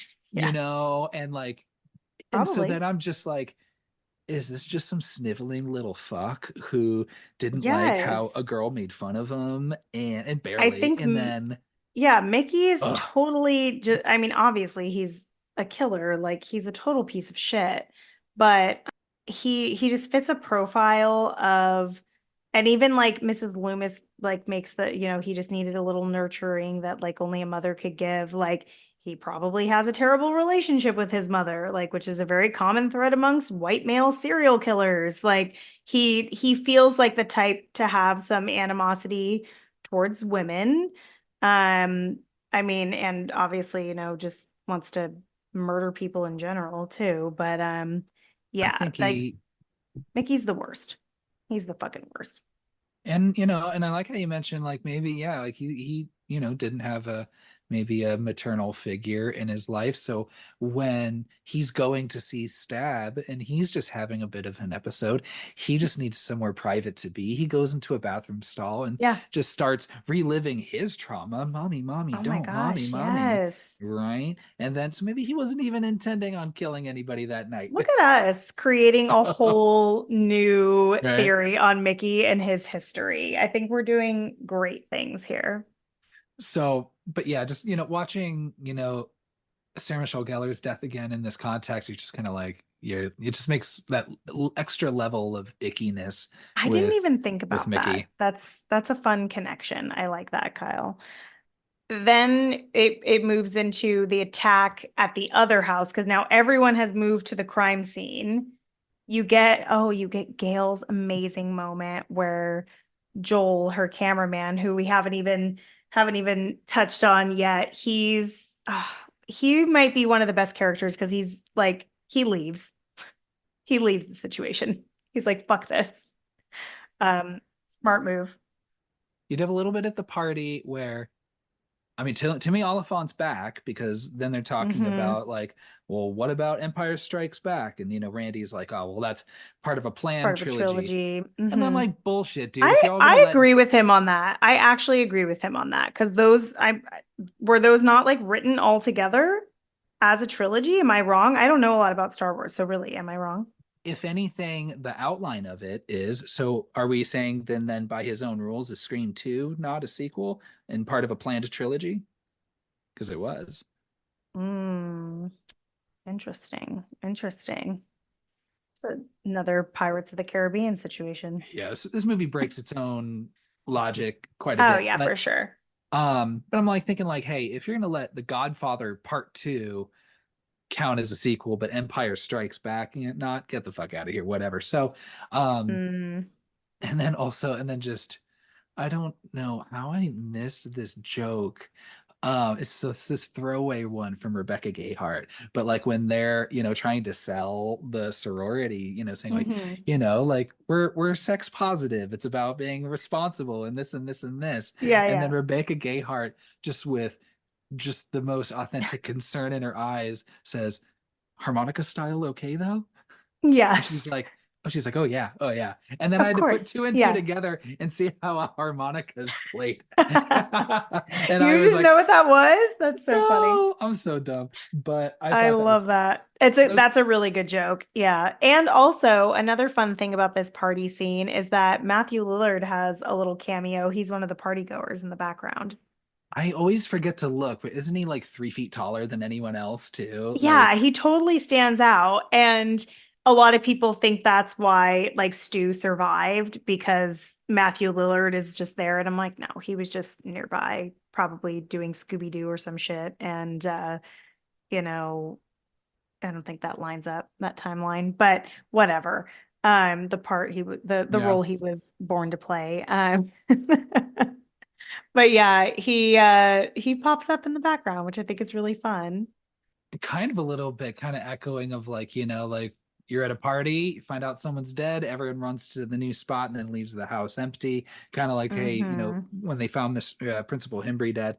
Um, that was the other thing too with this whole idea of this pattern of killing your victims based on Hmm. Woodsboro. First of all, did you even know Principal Himbry had a first name? No. Yeah, because that was going to be like, how do you make it past Casey? I'm like, Hembry's next. I'm like, does anyone even know who the fuck that dude's first? So Does maybe he they have a first name? it's Arthur. Turns out, I don't think it's ever said in Like the Arthur movie. Fonzarelli? Oh, huh. I wonder if, oh yeah, that's silly. I like that. But Uh-huh. but but I don't know if That's that's great. official or canon or not. I remember I had to look at some Scream wiki to find out because I was like, "Oh, Interesting. that makes sense. They killed Cece and then they're like, "Okay, who's next?" And they're like, "Yeah, it's Principal Himbry." And they're like, well, "Okay, Himbry, that's not the most common surname. What's his first name?" And we're like, I don't know, actually." And then maybe that's why they had to give up on that Dang, whole plot. we can't keep up this. We can't keep up this name theme. And then even then, it's like, how are you going to find a fucking Tatum? And Tatum's not even one where it's like, oh, it's not Steve, it's Stevens. Like Tatum, that's how does that? That's not even like a part of another name. So No, no. I don't know, but Um, um, I like that once the house clears out and you get that phone call, like Sydney knows it's for her. Like she can't not answer the phone. I wish that and like at there for a long time I was like I wish that she didn't answer the phone because it's like her like kind of just like putting herself into that trap. But I think it's her just accepting like okay, this is about me. Like this is happening again. I'm just going to address this asshole on the phone right now and just get this call over with. yeah, Yeah. So I love that. And because I'm assuming Mickey is with the other like part of the friend group when Sydney gets attacked. So I think that this is Mrs. Loomis. Yeah, because he probably left with Randy and all them Yeah, nice to go alibi back. so that she's attacked, while he's not around. So like there's, a witness there. And then they try to That throw you tracks. off with Derek, having the slice on his arm and he's a medical student and all his major arteries are missed. And I was like, all right, fine. But no one was falling for that. Jerry O'Connell, he wouldn't hurt a fly.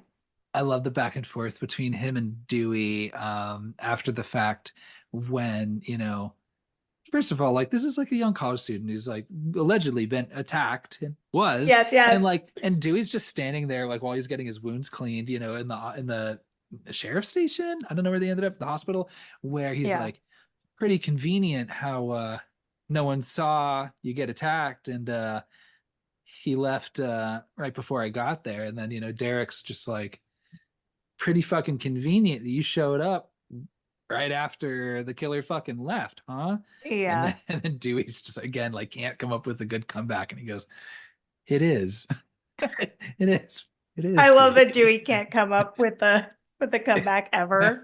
So he just Um, like ultimately just like agrees with somebody if he can't come up with a yeah. comeback. It's really good.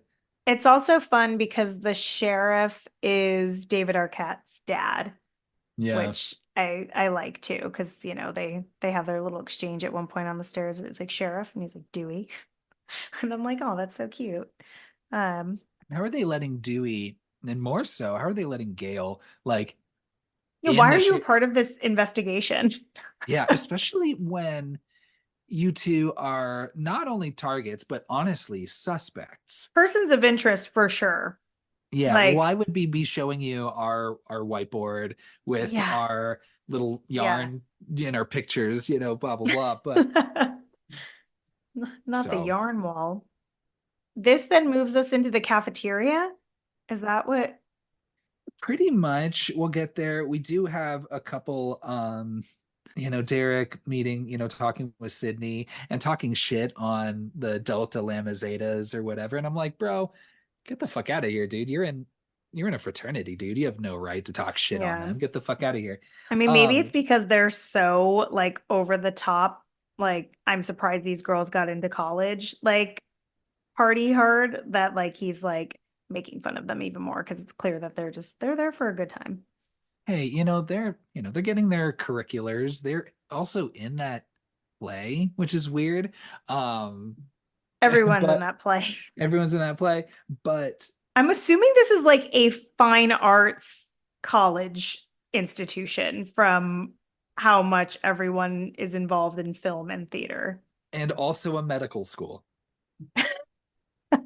So it's got to be a bit Those of two usually go together. just those two.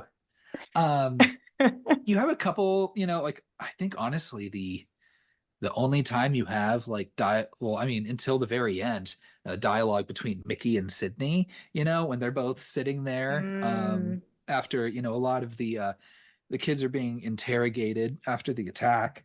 Um, in the you know, hospital.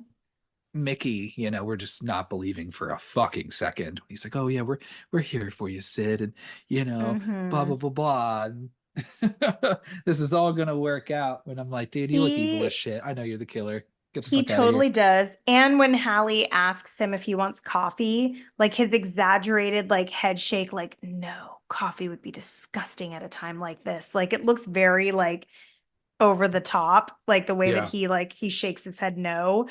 But what I do like about like this is honestly my only thing that I like about Mickey being the killer is I like that he's trying to fuck with her head and plant ideas of not trusting Derek like early on. Like I appreciate that about Mickey because I think that's a very fun and unique way to fuck with her. Like, I mean, Billy obviously fucked with her in a much deeper and darker way, but I like that he's like putting ideas in her head of who she can trust. I'd say this is when it shifts from Randy being the main red herring to Derek, Mm-hmm. and then Cotton in the last act. I think kind of Yeah. switching from that person to that person to that person, because you have again that exchange with Dewey, where he's the first one being like pretty convenient, this and this and this and this. And Mm-hmm. then gosh, I mean, you even have the, exchanges between, Sydney and Derek after this, where, she's like saying, for your safety, dude, get the fuck out of here. But then he, Mm-hmm. like a fucking dumbass dude, makes it about himself. And it's like, oh, do you really want to protect me? Or are you saying you can't trust me? Mm-hmm. It's You like, know? can it be both? Yeah, right. So, of Yeah. course, like a dumbass dude, he's like, well, then I'm going to make you committed to me in a public forum where everyone can watch. And how can I do that? I am going to sing a fucking song in front of everybody and give you Oh, my I Greek love it. letters. Because we pop over to this scene in the cafeteria now where it's very clear everyone's drinking Pepsi products. But, Yeah. what can you do? Love But that. a lot of people had to audition for the movie with this scene, singing, Yeah. Jerry you know, O'Connell auditioned singing this song. yeah, and clearly you do not have to be a good singer. I mean, and maybe that was the point. Is it like, Wow. Jerry, if you're listening again, fuck Kyle. He's absolutely wrong. You have the voice of an angel. Continue. okay, maybe not in that scene, in that I bet he probably can sing a little bit, but and I think it was probably intentional that yeah. I mean, it's an art We'll school. say Maybe that. he is, like a great singer. I would But have he's a expected to see medical everybody. student. He's part of Yeah. the STEM division of the school, not the theater Right. part. Well, yeah, everyone needs curriculars, extracurriculars. Um, what do you think of this whole thing? I think it's really dumb. And It most people, I think feels it's pretty dumb. Yeah, I don't know why it's in this movie. Like I think they did the best they could with it, but like even like the music that plays at the end when they kiss and like the only thing we needed from this scene, one, you get to see the friend group together again without I think Randy's not there. Because what would he have been doing during this whole song and dance number? And you get the letters given to Sydney, which ends up getting Derek in some pretty hot water later. But yeah, it doesn't move the plot, is just kind of silly, but it shows Derek's dedication and love for Sydney. So, and it's also nice to see her laughing. Like that's fun too, because you get to see Sydney be like happy with him. Hmm. So, did you know that it is called, sorry for my mispronunciation, but unless I get it right, lavaliering. Are you familiar with that practice? I've heard the word before, but is that what singing to someone, like serenading them in that context is, or giving the letters? Giving the letters. Mm. Yeah. So now I was wondering, I was like, is that really like a big like faux pas as they say? And then Oh, did the even research team look into it in advance? yeah. They sent me all the hard data. Perfect. Right to my phone. And so so I don't know about all sororities and frats, right? But Uh-huh. lavaliering is you have your letters often on a Mm-hmm. necklace, right? Mm-hmm. And it's like, it's like a promise ring, so it's like Okay. it's like an intermediary step between dating and engagement, like for marriage is like before you give someone the wedding engagement ring. That's what I thought. Like it's almost like a promise ring. Yeah. Yeah. So it's pretty fucked up. Now, the whole, I mean, idea is that now just by giving Sydney his letters, that was not the issue. Or at least Okay. in real life, that is not the issue. But the issue is that you have to like almost like submit like an application to the frat and Oh say, my hey, gosh. here's this girl I'm dating. I plan on, going steady as you do. And then they're like, okay, we accept, we We'll honor review your this request. application. Yeah, review your application. And a part of it is like now then the all the brothers in this fraternity then have this time to spend with I'm sorry, everything I'm reading, it's about like sorority, fraternity, man, woman, very gender binary. So my Mm-hmm. apologies. But just for the sake of getting through this, but So then this whole thing where like they review, and then if they have concerns, they need to like have a forum where they bring to you their concerns with your partnership with this Well, I and mean, the only nice thing about that is that nobody likes going through an application process. So you know that they're serious about this person if they want to hand over their letters, like that they're like willing to go through this whole process and be like, we'll get back to you in 5 to 7 business days. so I guess the first thing I wonder is like, first of all, that's very I don't know, very weird. I don't need to bring other fucking people into that decision. But one thing is that you can only give those letters away once.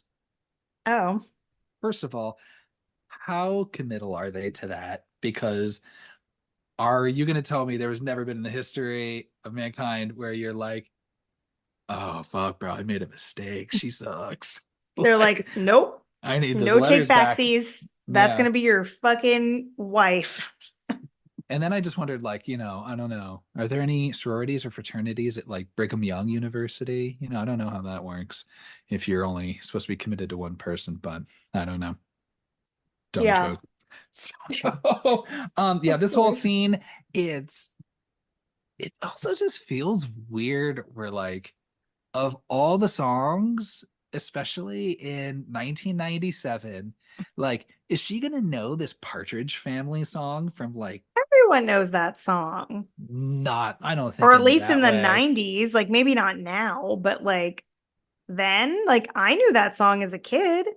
I don't know, but you have like I'll Always Love You by Whitney Houston at this point in the 90s. I'm like, there are better love How songs to sing. how fucking dare you say that Jerry O'Connell can't sing and then say that he should have sang a Whitney Houston song? Are you kidding me right now?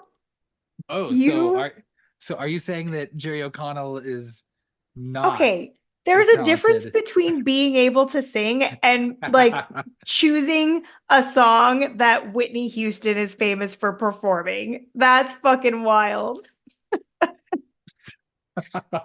I Oh don't I my was thinking goodness. I was the first love song of the 90s that came to my head. What can you I say? mean, good choice, but I can't even imagine him belting that out in the cafeteria. That actually would have been really funny. I think it's more likely that the rights to I Think I Love You were probably pretty cheap to acquire, Hmm. and he's gonna sing that song. So you're Especially if like, he's singing it instead of them playing it, but they play yeah, a cover at the end. It's an unnecessary scene, but we get to see Sydney happy. yes.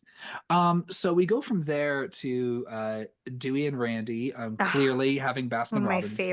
one of my favorite scenes. Love them at the Baskin Robbins. Love that. One, because it gives you an extra scene from Stab, which is really fun. Ah, The Tori Spelling and Luke Wilson bit, which, mm-hmm.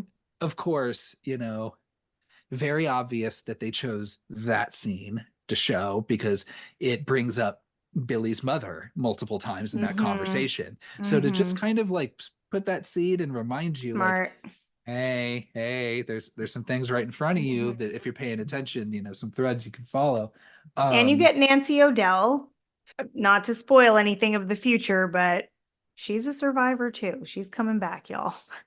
We love Nancy O'Dell. I love that you brought that up. It will not be the last time I'll bring up or we'll bring up Nancy O'Dell.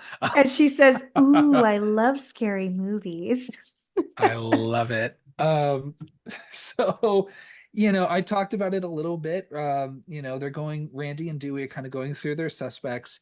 Love it. Again, I love when Dewey, like, when you just find Dewey very flustered and confused. When they're going back and forth, where it's just like, well, of course, Randy pretty quickly identify like, nah, dude, they're not going to do boyfriend again. That's tired. We're not doing that. Mm-hmm. Mickey, the freaky Tarantino film student, just nails it Mm-hmm. very quickly. But then I just love that, But if he's a suspect, I'm a suspect. And then Dewey's like, well, what if you are a suspect? And then Randy's like, well, if Then I'm a you're a suspect. suspect. And he and says, then and then let's move on.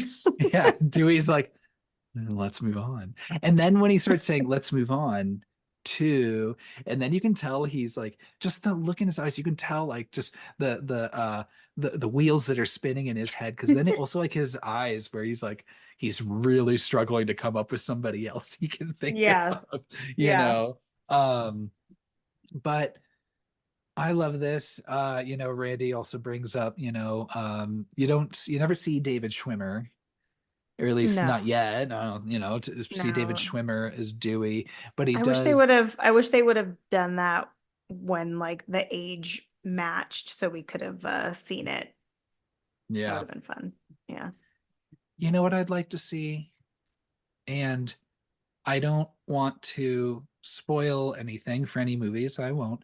But what I would have liked to see was like Tori Spelling, her age now in Stab 5 or Stab Oh my 6. gosh, yes. That would Bring be her so back good. too. Yeah. I think that would be super fun. Yeah, Um, I think so too.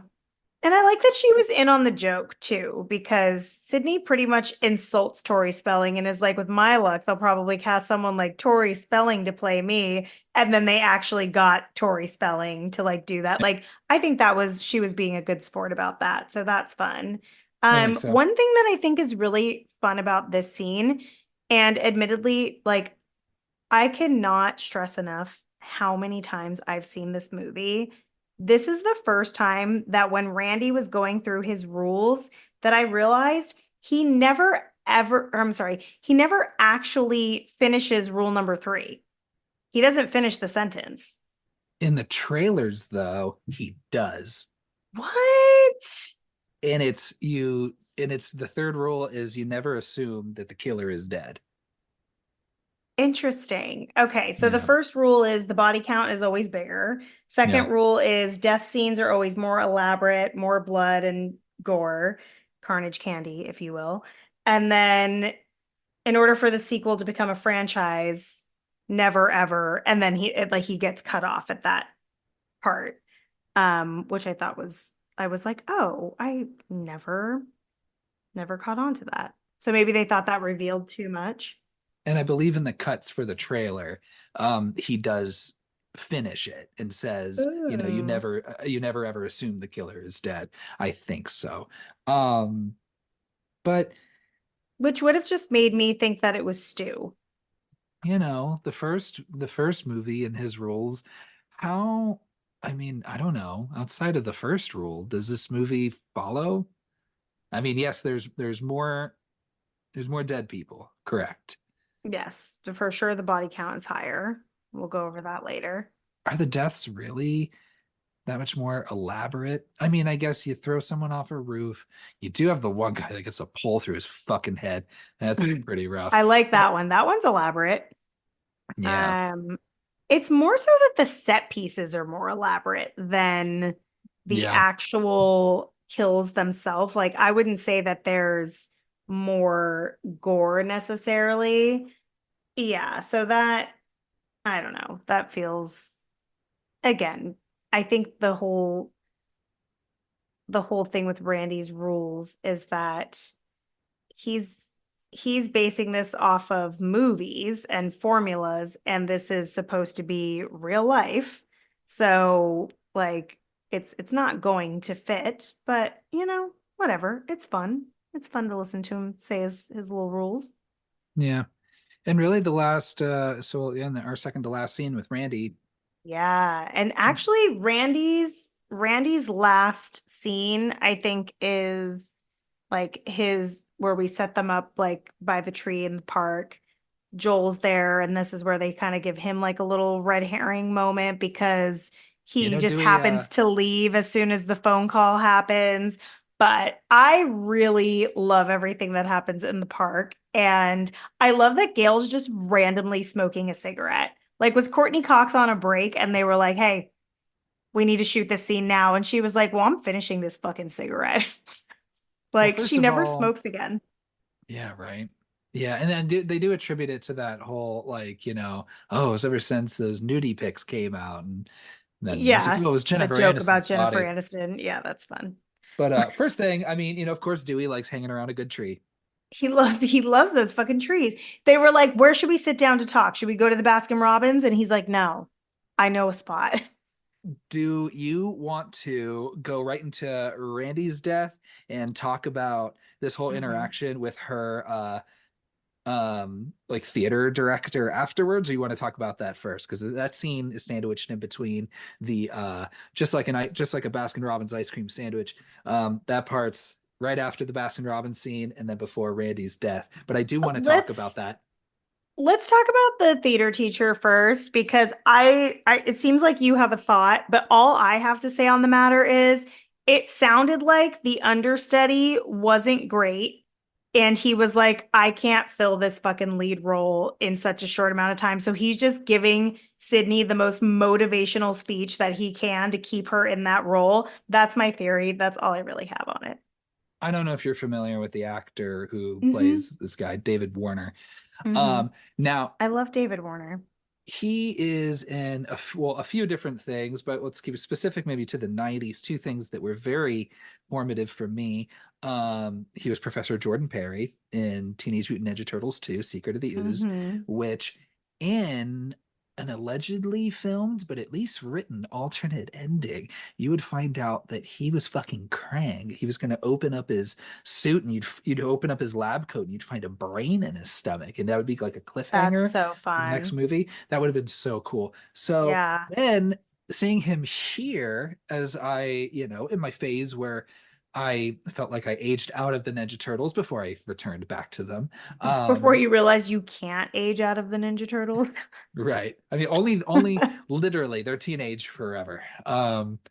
But so seeing this dude, I was just like, fuck. I don't know. You just get that instant sense of comfort. That's why I felt comforted Hmm. by him. But just he is the second of two professors or two faculty that you see in this college.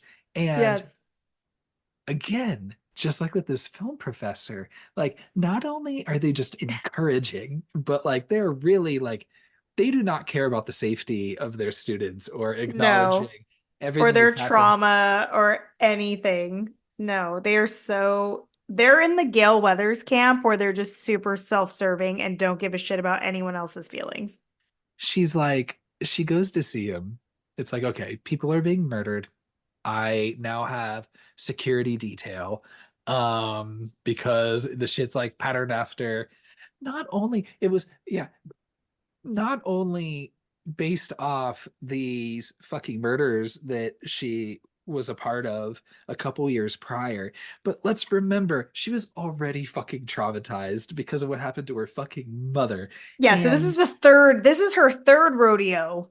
yeah, Like, let's come on remember. now. Yeah, Poor fucking Sydney. so she's just like, hey, maybe it's a good idea to not be in this Be in a play right play. now. Maybe not a good idea. Also, because clearly this About a killer, woman with a cursed fate.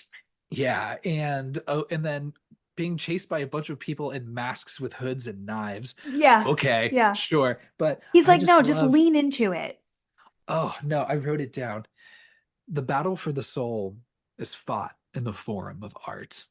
That's what he says to her, and he's like, and that goes, you're a fighter. You're a fighter, Sydney. That's why it's your major. That's why theater's your major. And I'm like, you are talking to this like 20-year-old theater major Yeah. undergrad. First of all, this is like the 90s. We're still at a spot where like who gets jobs within their major when they leave college with a bachelor's anyway? Now maybe it's a little closer, but gosh, it was a free for all. You just get a college degree, you can work fucking anywhere.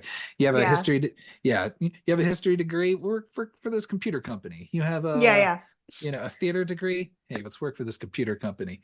Yeah, Yeah. whatever. Um, if you have pain around this material, use it. Like you are Cassandra, you are this and this. And I'm just like, bro, you are so desperate because you don't have a good understudy. Yeah. Yeah, just Yeah. like you I'm so said. glad. Same page. We were thinking the same thing. He's like, what can I say to this girl to keep her in this play? Yeah, I'm sure who knows, maybe he went to the dean and was He's like, acting. hey, y'all, I don't think we should do this, but maybe he's under a lot of pressure.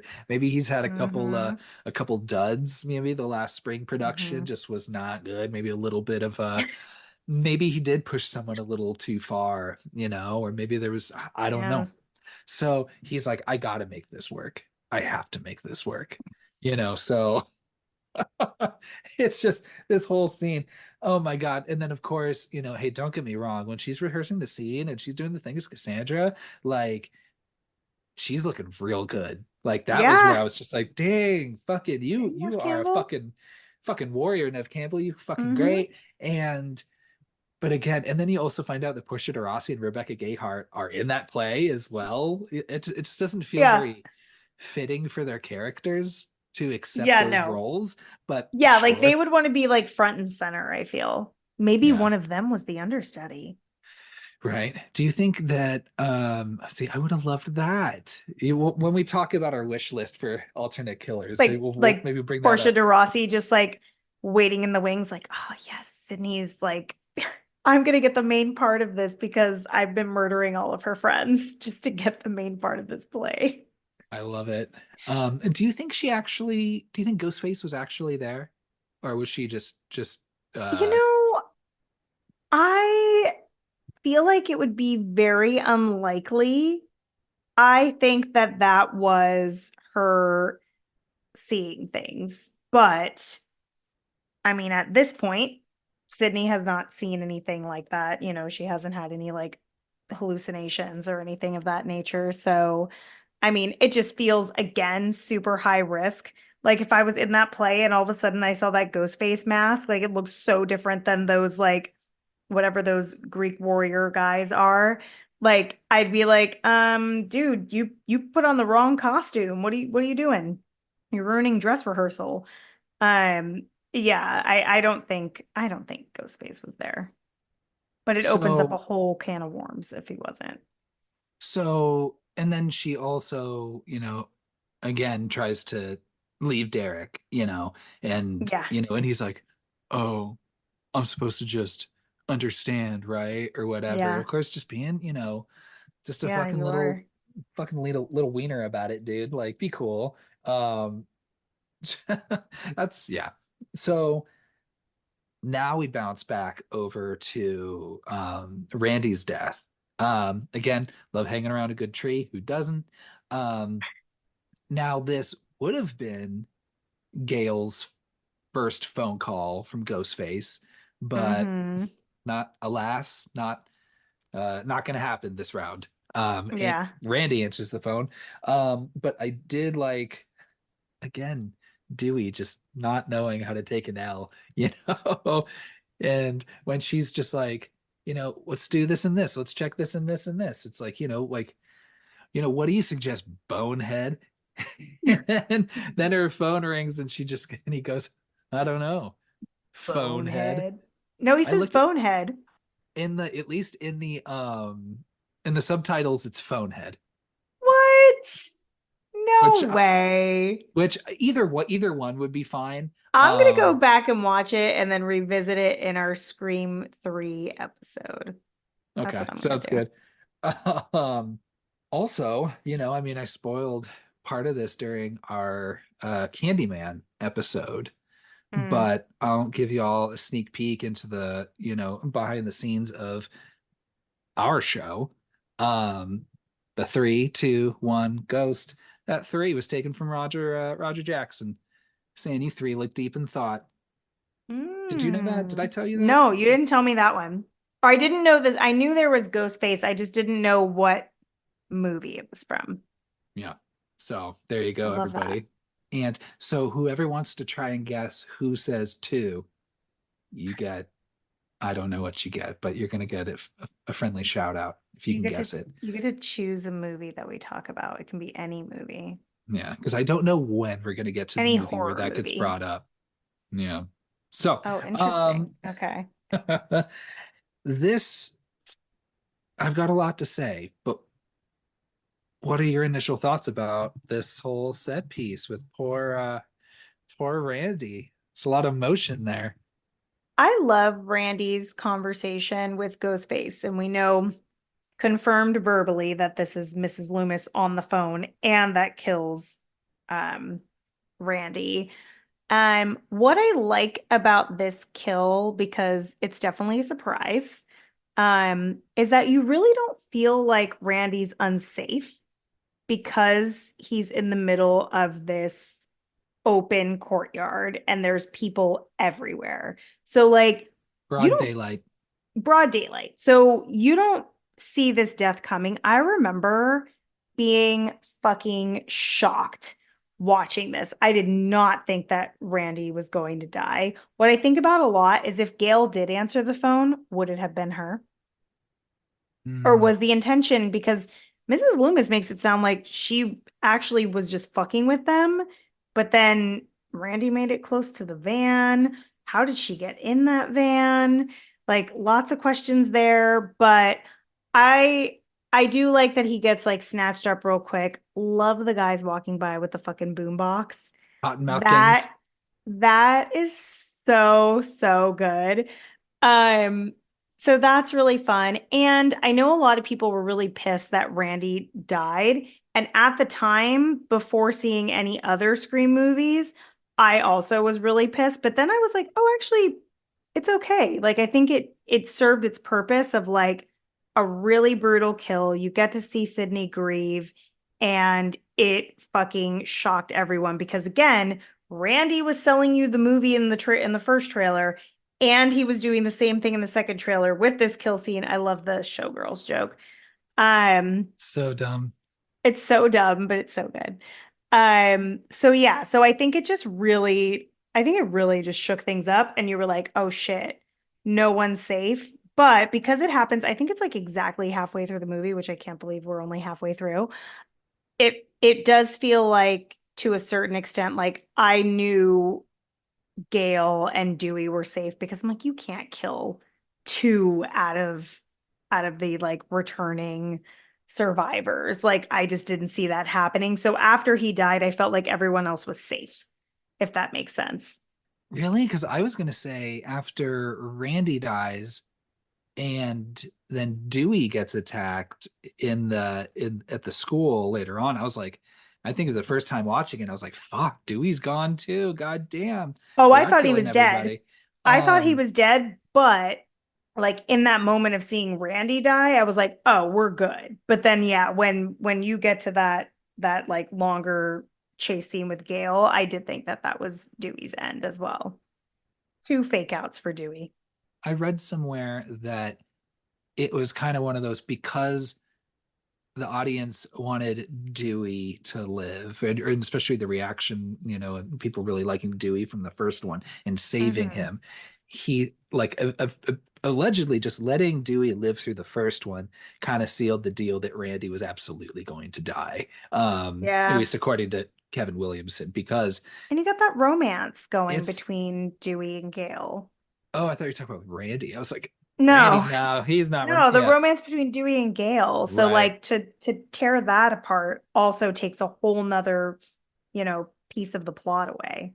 But gosh, I just think back, like with Randy's death, yeah, I think it was hard, hard to swallow for me as a young kid watching these movies. Because again, me, like a lot of young boys, were projecting themselves onto Randy, all of Hmm. our nerds, and we're like, oh, we want to like like we want to kind of be the hero, and have our knowledge of something we love so much kind of be the thing that helps everybody along. Yeah. So then yeah, again, like you said, it's just like he is introducing like these rules to us like for both movies. And then if he dies, you're just like, well, fuck, well, what the fuck's gonna happen? And you don't get, you know, a whole lot of time. I mean, I don't know. I guess it goes to that library scene next, but a couple things, I like this conversation a lot. I mean, like, yes, does it kind of, veer a little bit into, some, frankly, compared to everything we've watched, very light homophobia in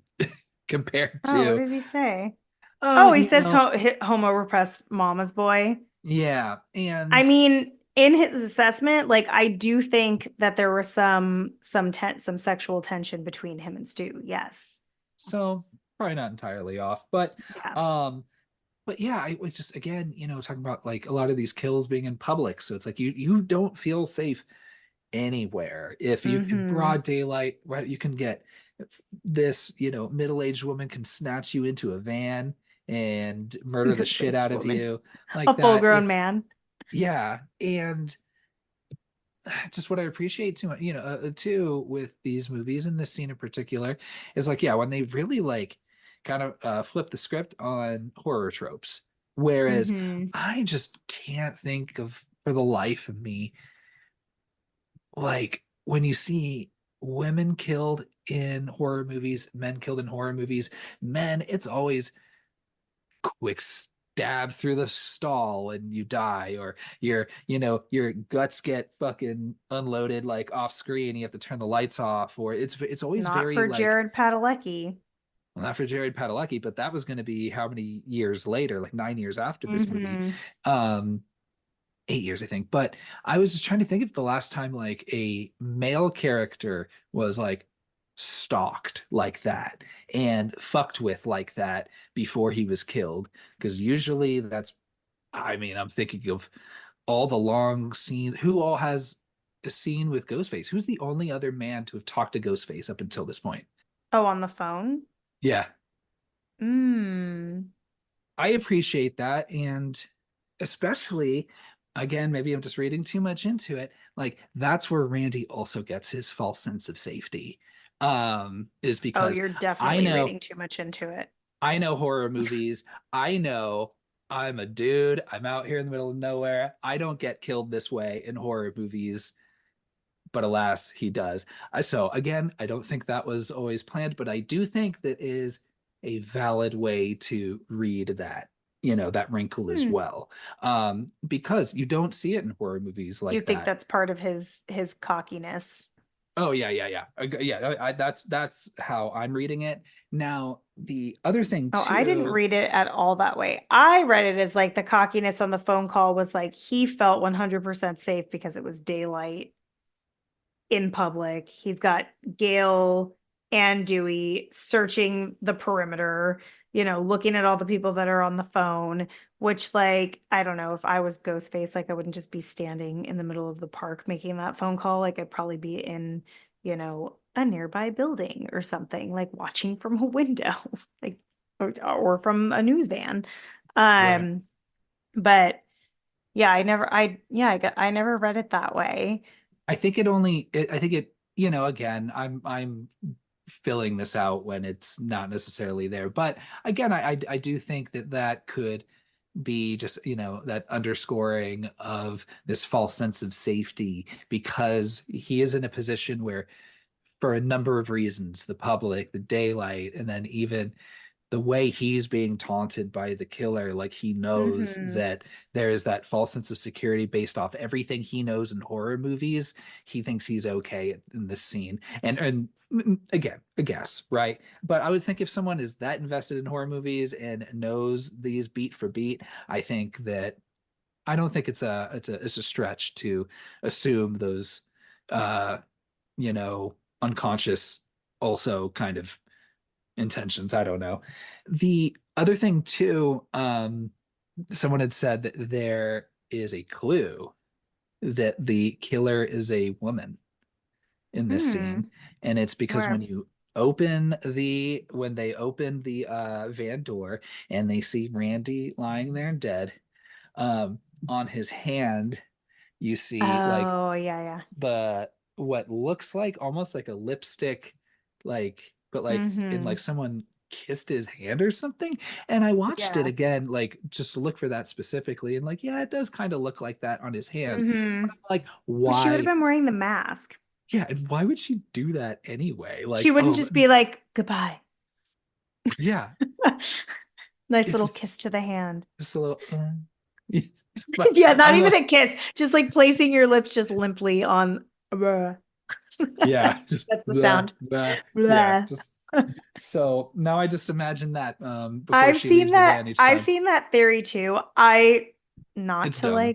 not to call anybody out here, but I think it was just bad blood work on the hand. Like I just think bad so makeup too. job. Yeah. So, Just got smeared. And that okay. didn't look like Debbie Salt's color. I'm This is gonna where Joel quits. yeah, Joel very rightly fucking Good quits. job. Good job, Joel.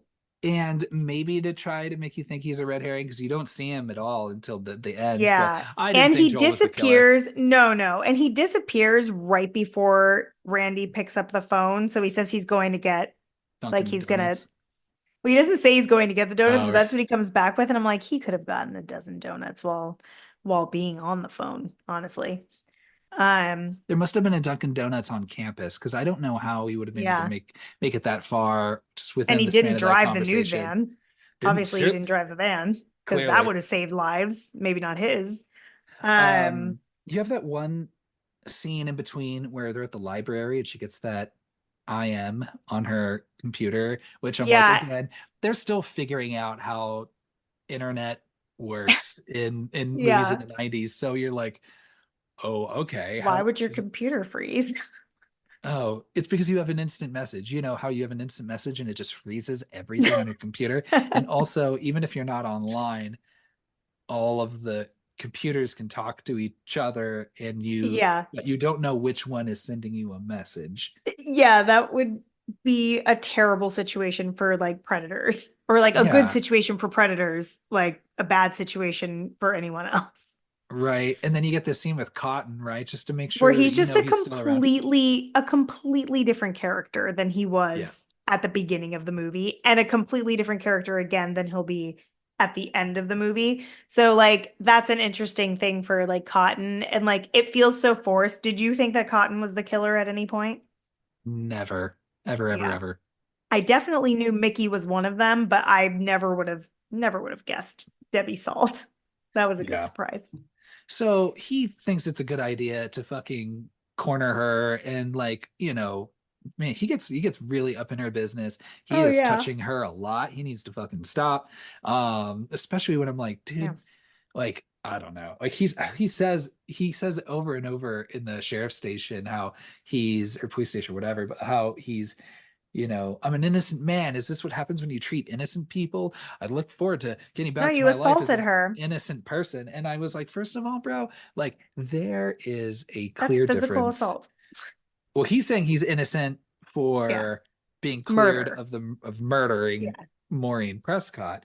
But I'm like, first of all, bro, like, sure, you didn't kill her, but you were getting involved in some shit that innocent people just don't get involved with. So even if you're innocent, dude, you're not Your moral you're compass is still not, what it could be. yeah, like And you're not guilty. That does not mean that you're innocent. Two different things. yeah, and So like get the fuck out of here, bro. it would implicate you pretty hard if the person whose like friends are all dying around them, you are trying to force into doing an interview with you, because it seems like, maybe I'll just kill a couple people to make interest peak again in Sydney and me in that situation, and I can get paid for some interviews. Like he has a strong motive, really. So yeah, like he needs to fucking bite his tongue and shut the fuck up. But at the same time, I say that as someone with a temper, if I was wrongly accused of murder and spent a year in jail, I'd be like, no, no, no. You are not believing that girl again. I feel like she was wrong the first time. I may have been wrong in this situation, but I didn't murder anybody. Like, I probably would fight the cops on that too, Well, you even know if I what? was a dick. That's what you get for having that secret affair. Like sorry, bro. But Like again, it doesn't make him a murderer. you enter into an unspoken contract when you are having an affair with somebody that if they mysteriously die, you're the prime People are going to think suspect. it's you. Yeah. Yeah. What do you want? What? Or it's the husband, and so I don't know. I'm like, get the fuck out of here. um, so Joel quits, and Hmm. allegedly Joel leaves all his tapes, but I guess took his VCR with him because They Dewey and have to go Gale, find that VCR. like literally, they're like, oh, like I mean, it's 1997. Is it that hard to find a VCR? Like, Um, I mean, not at this like film school, it shouldn't be. I There's mean, Or like, did Joel like take like the van with him? Like, I guess does all that belong They to don't show him the or van. the They don't show the Union? van again. I guess it's a crime So scene, so never mind. yeah, yeah. They took the van. I also like so when they're watching this footage, like you obviously start seeing like all the sparks fly between Gail and Dewey here, which is really fun. Like the little smirks and her saying that she feels bad and all of that. But how does this VCR TV camera situation work? Because they're supposed to be watching a tape of pre-recorded camera footage, which doesn't matter how the tape got there. They're seeing the footage from the killer, but Yeah. then it cuts to the video of them on the TV. Now, we could pull this off now in 2024. How is this working in 1997? Do you have an explanation for this? I mean, I'm not even certain how easily you could do that now. I I mean, mean, if it was what the fuck am I talking about? If it was like a oh my God, me trying to explain technology. I love Here I it. Go go. for it. Here I go. If it was like a Wi-Fi camera situation, like you know how Okay. you can have like a camera that watches like your dog when you're not home. Oh my God, I sounded like I was from New Jersey for a second. I'm so sorry, everyone. But like watches your dog while you're not home and like it Wi-Fi's to you on your phone. Yeah. Is it? Right? Is it Wi-Fi to you? Is that what it does? I love that.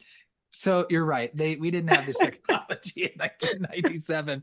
I mean, if I can barely explain it now, we definitely couldn't have pulled it off in 1997. I'm literally crying. It's not even like they're using like high-end equipment. They're using like that thing that that like, the TV on the roller that you'd push into like To on high video school. movie day, like into your like high school classes. So how the fuck is that Oh no. connected in real time wirelessly to a a video camera, which of course obviously it was Mickey because it's like who's the Yeah. only one walking around with a video camera? Again, people just Yeah. don't do that. Yeah, So like that was not again like blast from the past. Like people weren't just going around taking videos of things and themselves like they do now all day, every day. So that's a fun little, I'll let it slide because we get to see Dewey and Gail making out, doing their thing. yeah. And then it goes into like one of the best ever chase scenes in horror. Yeah, probably one of my favorite Ghostface set pieces, even if it doesn't result, um, even if it doesn't end in a death. Um, Mm-hmm. Another thing, random in that auditorium, like at the top, there's a stab poster, and I'm like, first of all, This y'all, movie like, just came out. one, this How movie did just you came get that? out. Two, I mean, again, these are like two students that go to your school were like I didn't traumatized by even this think about that. and you're putting up this fucking poster. It's just so like, how do you like? I just don't know. I don't know, but I thought that was It's funny. so But yeah, good. this chase scene's really good. Yeah, I love using the like the soundproof windows The and how that soundproof plays glass in. is so fun. Yeah, That was such a like creative, just a creative way to do it. And I like, Gail having to see Dewey getting stabbed from the other side of the glass. I also love that he Mhm. just randomly steps in pizza Yeah, just to like throw him off. Like he just like is like, oh, like sticky cheese on my shoe. Like that's his biggest problem until he gets stabbed. right. Um Um, I yeah, it's a good one. Yeah, if Dewey, well, and especially looking at what happened to him in this movie, it's like, oh, okay. I mean, I guess I would believe that he'd live in the first one. He just got that one knife in the back, whereas fuck, this one, like, and that's why I was thinking the first time watching, it, I was like, Dewey's definitely dead because they are not Yeah. fucking around this time. Yeah, like But we had to probably like reattach a bunch of things and now we're stabbing into scar tissue like yeah, several times. I mean, whew, Dewey, like he's a fucking cat. that's Went rough. 9 lives, man. And that's the last we see of you know, It's Dewey. little Yeah. little dewdrop until he shows up well, on the stretcher at the end of the movie. Oh, But surprise, surprise gosh, again. but just thinking like how just that feeling of knowing that, well, one, you saw Dewey just in your eyes get fucking murdered in front of you, right? You're Hmm. being chased. Ah, when Ghostface is like picking up the chairs and throwing them at the window, Hmm. and it's Gail just breaks down, which is just very hides in out the of corner, character for her, but she was like heartbroken in that moment. knowing just that feeling of, and even when Ghostface leaves, that Hmm. I don't know, it's like you be in that position and think like, how long do I need to wait here to make sure he's gone? Especially Yeah. when, Or is he going to find another way in? Like, is he going to pop out of that vent? and Dewey can't hear me, I can't hear him. He's very likely dead, but what if he's alive and Hmm. bleeding out and me You and can't save Ghostface is already him. gone? I can't save Ugh. him. It's all thinking of all those things together. I don't know. I wouldn't have waited. I've been like, I'm sorry, I'm here all night. Sorry, y'all. Yeah. I'm here until the janitor shows up. If I know Or until like clearly, the class comes to use the fucking AV room. Like, I yeah, Yeah, I completely agree. And then on top of that, like when she finally does exit the room, you've got a literally Cotton caught red-handed, with just blood all over his hands. And of course, Gail's like, okay, like now things start ramping up fucking fast. I'm like, Uh, bro, like Cotton, like read like just the fucking just the most read the room thing ever. don't Bro, touch the body. don't You've touch the been convicted body. of murder before. And or if you do, like you need to be like, I need to go wash my hands before Yeah. anyone else sees me because fuck. Yeah. Uh-oh, this is bad. He also had blood like on his like neck and shit too. So I'm like, Yeah. let's Like what were you hugging him? Like what were yeah. you doing? What were you doing? So Were you giving him a little kiss on the hand? yeah, that's this little thing. It's just a little wow, just right at Mwah. the end.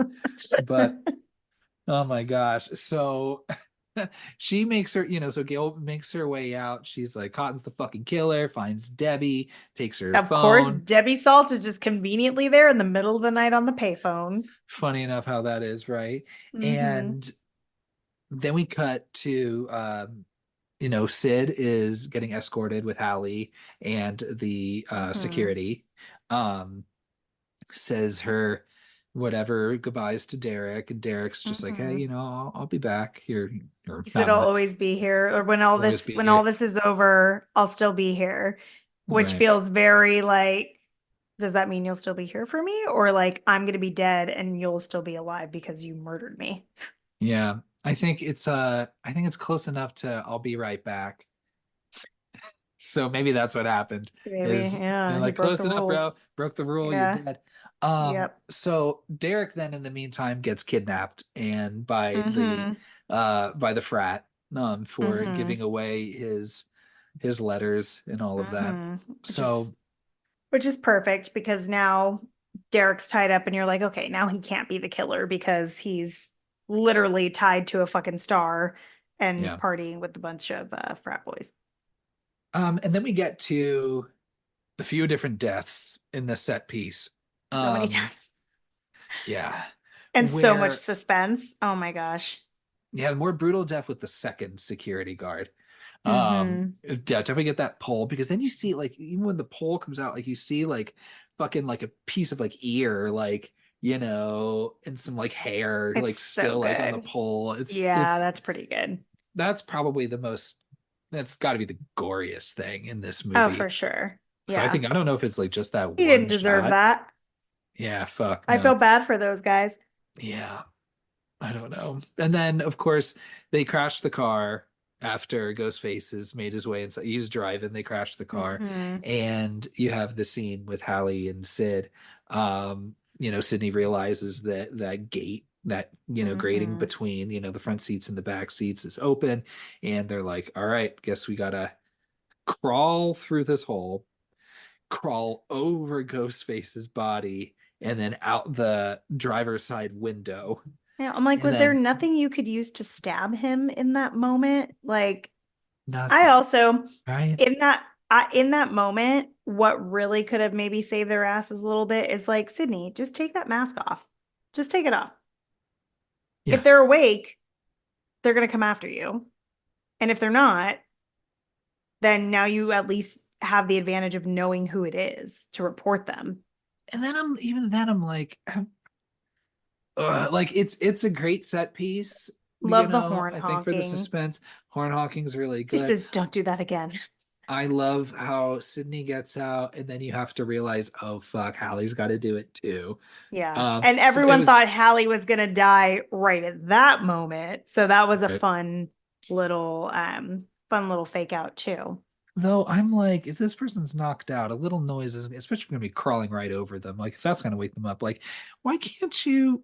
Again, why can't you kick out that window? Like, have you not? Like, I know what you did last summer. It came out a month prior. You could just kick that window right the fuck out. We've seen people Not escape in a from a cop cop car. car. I mean, that's the thing. They really stretched like how easy it would be to get out of a cop car. Now, given I've never been in the back of a cop car, I have. um, but really interesting. We'll have to hear that story in a bit. Um, but like I just don't see those windows or even that metal grating, even though the pole went through it. Like that doesn't seem like it's not like fucking unrolling your aluminum foil and shit. Like Yeah. that is hard ass metal. But horror movies will make you think that it is the easiest thing in the world to get out of the back of a cop car. Yeah. I mean, I guess yeah, then yeah, comparatively, Sarah Michelle Gellar had a very easy time. Yeah, Just kick that window, yeah. crawl out, you're good. Um, and it's I think the challenge with this one is that like yeah, it's a really good set piece, real fun, very high tension, only for it just be like, ugh, of course she wants to go back and take the mask off. It Hmm. was so important to her now. It wasn't so important to her When you fucking had the perfect chance. 3 minutes ago. And then again, like I said, in a public setting, even though it's an empty street, but Hmm. then Hallie's like, what the fuck's going on over there? Hmm. I did like that. I knew he wasn't gonna be in the in the car anymore when Yeah, she came back, no one thought. but runs around and then stabs Hallie. Goodbye, Hallie. So I felt it was kind Yeah, of hers was kind of the weakest death. hers is the weakest death. And it also is annoying because it shows poor character judgment in Sydney, and it seems out of character for her to put her friend at risk Yeah. to take this mask off after the fact. Like, that's one of the things another thing that I don't like about Hallie's death is that you're then like, Sydney, like, come on, make better choices. Like, why? Or like Hallie should have gone with you so that the two of you could have like tried to kick his ass, like if he did wake up. So Yeah. yeah, that's and obviously that's Mickey because he has the head wound when we see him again in a little bit. He and Debbie must have all known that Sydney was going to run to the theater. Yeah, Because like one, also somehow, very circumstantial things happening in their favor. and I guess not everything needs to be as completely sequential as they're portrayed in the movie, right? But for Mickey to somehow get Derek, oh no, no, never mind, never mind, never mind. So yeah, Derek's already Mickey, there. yeah.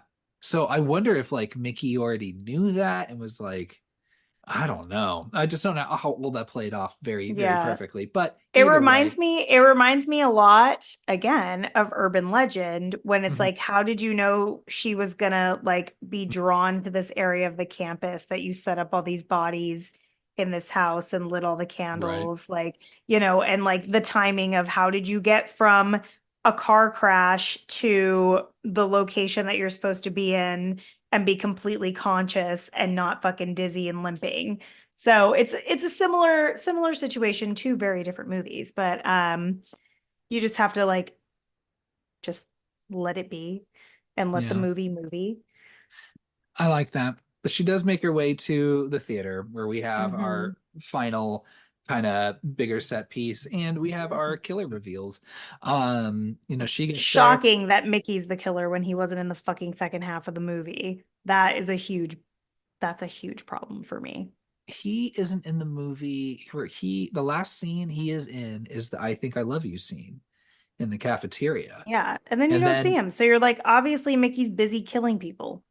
and I think what I like about, those movies having two killers is that like, maybe it is always supposed to be like one Well, very one. fucking obvious killer and then Yeah. than that one you don't know. So even though, Mm-hmm. yeah. So Yeah, I agree. did you think it might have been Derek? Like when he starts, I did like how he starts like continuing to be like, thanks, partner. I'd do the whole I fucking thing myself tonight, you dickhead, you know. Yeah, I I like did like that. that. I like that bit that he does, but I still did not believe that it was Derek. Because if it was Derek, he Yeah. would have immediately done like a little sly smirk or something up there, and then been untied by Mickey. But like him like being like, "What? Like fuck you," that he wouldn't have put on that. Can you imagine they put on a whole act and they're like, "And scene." Since they are on stage. But no, I never thought it was Derek for a second. What do you feel about Mickey's motivation here? He's one Dumb. of the few killers that's like, no, my intent is to get caught. Yeah. And he somehow thinks like again, he's crazy, so of course the logic isn't always going to work out, right? Um, but how do you think you were going to win that trial, even with Yeah. Cochran? Yeah, and also how? Like, Yeah, why does everyone think they can just easily get an amazing lawyer? Um, I I don't hate Mickey's motive, but I definitely think it's silly. Like, without revealing too much, Mickey's motive is one of my least favorite of the bunch that we've seen so far, or actually is my least favorite of the bunch that of these four that we have, even hmm though I don't even really know Stu's motive. So like the other thing too is like I think Timothy Oliphant sells it really well. I don't know what Wes was like directing him to do, but I felt like he was like just too elevated the entire time. Like it didn't feel like when Stu did it and was like unhinged, like this like exaggerated part of his personality. It felt like I was putting on an act before and now I'm acting like I'm just like, oh, I'm so scary. I'm a serial killer. I'm so unhinged. Like everything to me feels like it's an act for Mickey, and that really turns me off to him. But once you introduce Mrs. Loomis and how she found him like in a serial killer chat room, like I think that's really fun. And like her paying his tuition, like that I like that dynamic. But when it's just Mickey and he's just explaining his motive, I was very like disinterested. I mean, again, he like talks about he's like, oh, especially with all the violence in cinema and this and this and this, and I'm like, bro, if you're like a horror movie fan, it would not be in your best interests, No one as would we want to do that. as we see with, I'm sorry, with a later entry. um Hmm. I'm not getting electric shocks, y'all. I'm sorry. That was Yeah. a bit. um Yeah. You can't but go that far. as we see, real life violence does result in a very non-gory, non-bloody sequel, Hmm. so And it also it affected many horror, like any like real tragedies can affect horror at the time, or even like what type of horror people are willing to watch because like it can't hit too close to home. And it also,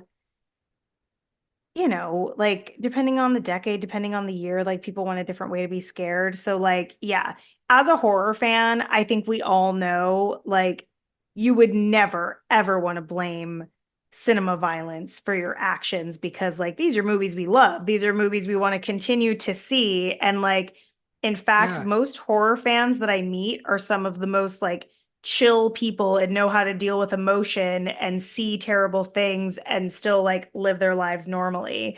So, you know, it's like fuck Mickey, really, like for trying to blame our favorite thing about movies like violence and murder on his actions. That's fucked Mickey. You know what?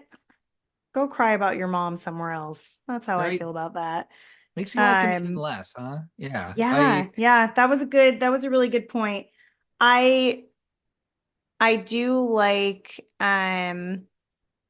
his exchange with Sydney and she like gives her a little line of you forgot, what did she say? you're forgetting one really important thing about Billy Loomis. And he's like, what's that? She's like, I fucking killed him. I'm like, yes, Sydney. Yes. Such a good line. Probably my favorite line in the movie. Yeah, Definitely. it's so good because she's like, it's her way of saying, like, and you're fucking next. Like, Yeah, dude. don't, do not fuck with Sydney Prescott. Um, They have this half yeah, bullshit reveal of, like who's behind door number two, and then you see Gail for a second, and no one you're thought it was like, Gail. come on, no, it's not. Although Come I on, let's keep did, I going. hated that Sydney goes, Gail. Like she thinks it's her. And I'm like, Sydney, come on. Come on, girl. I mean, the last time Gail and Sydney interacted in this movie, it was when she slapped her early on, right? I'm trying to think of That, other scenes they have. that's true. That's a good point. So, But I have to say, Laurie Metcalf industry legend. as industry legend, how she plays this whole scene out from beginning to end, the way she delivers her lines, her facial expressions, the way that she screams when she's trying to stab Sydney, when everything about her performance is absolutely flawless. She is the MVP of this movie. And it's such a good killer reveal. I absolutely adore her. And that white pantsuit, like you're going to kill people at night in a white pantsuit. I just like that's what I got to say about that. She's so fucking good. She's just like as unhinged as I don't know, it just reminds me of Joan Cusack at the end of Adam's Family Values. I Mm-hmm. think both wearing white suits Yeah, it is like or a dress. full, like it feels full camp, like the way that Laurie Metcalf is playing this. And I only knew Laurie Metcalf from Roseanne, which was on TV a Same, bunch when I was growing up. same. And dang, good, because yeah, certainly not typecast by any means, No, but no her being able one, to play no one that, suspected her. oh my gosh. And when, Cotton, of course, enters the equation, and Cotton's being Oh, back and so forth of good. like, should I let this innocent person die, or should I Yeah, whatever. But like when Debbie has got Sydney and has the gun against her, and then Sydney's begging with Cotton, like, help me, and Cotton starts kind of working out, like, oh, well, fuck, Sid, you did this and this and this. And just the look in Debbie's eyes, like, she's just got crazy eyes they when look like she's they're just, gonna pop out of her fucking oh, head. I It's love it. so good. I liked it being Billy's mother. Mm-hmm. Again, I think, a movie that feels so big and so elaborate, all the deaths are so public, Mm-hmm. I think I appreciate that it comes back to like, no, this is just really about revenge. And Yeah. I'm just, and you think about it, like, even regardless of how your son was involved in Mm-hmm. this awful thing, someone killed your baby boy, you'd fucking go at Mm-hmm. him. You'd fucking, From a mother's perspective, absolutely, I would put on that white pantsuit and I would go fuck Sydney up. Absolutely. Like it yeah. serial killer or not, I'd be like, nope, nope, nope. Like I think you just wouldn't have logic. But I love like, yeah, Sydney's just like no bullshit too with Mrs. Loomis. Like how she's just like, yeah, you did a real bang up job. Like Billy was a good boy. Like she's like, shoot me, bitch. Like, I'm gonna insult your son in my last fucking breath. Like, I know. I love that's what's that. gonna happen. But there's also like the whole fight. Okay, well, two things.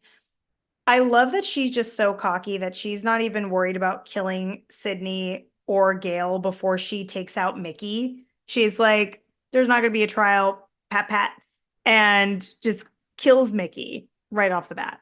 You don't think he would have been helpful in Yeah, he would have been killing the totally rest of helpful. them? Yeah. Yeah. And then kill him afterwards? Yeah, he wouldn't have seen that coming while you're trying to like set the scene. But I Yeah. also really like there's that scene um when Sydney and her are fighting, it's just the two of them. Gail's already been shot. Of Sydney behind that stage wall, and there's that little gunshot hole, that like little peephole, and you can see Sydney behind it, and you just see Laurie Metcalf's giant bulging eye just like wailing back and forth. Oh, it's God, it's like that is perfection. It's Yeah. so good. Yeah, she's just so amazing. And like I do appreciate, I think this is where Cotton is my favorite because you really don't know if he was actually like questioning it. Like he's, like I would never hurt you kind of thing. Um, but I like his like goofy demeanor and how he hands the gun over to Sydney, like when she asks for it. He's like, yeah, yeah, sure, of course. Like, no problem. Just handing her the gun because clearly she's more comfortable with it than he is.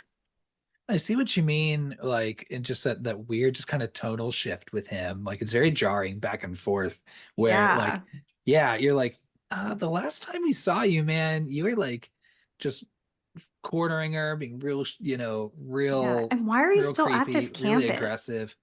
Yeah, what are you still doing wandering around this campus? Yeah. And then yeah, I don't know, whole thing. I don't know. Yeah, But just a lot going on with Cotton. so we have this big killer reveal. We have this whole back and forth. I mean, of course, you know, Gail's down for the count, but she's, she'll come back. She's not dead. Hmm. It's okay. Mickey's dead. For sure. And then he's right, doesn't Mrs. Loomis like first it's like all like the the stones like all fall on her kind of thing. And then Which, that's like, I'm when like, she how heavy are those pretend stones? Like, that seems like a safety hazard. Like, she's like acting like they're actual rocks.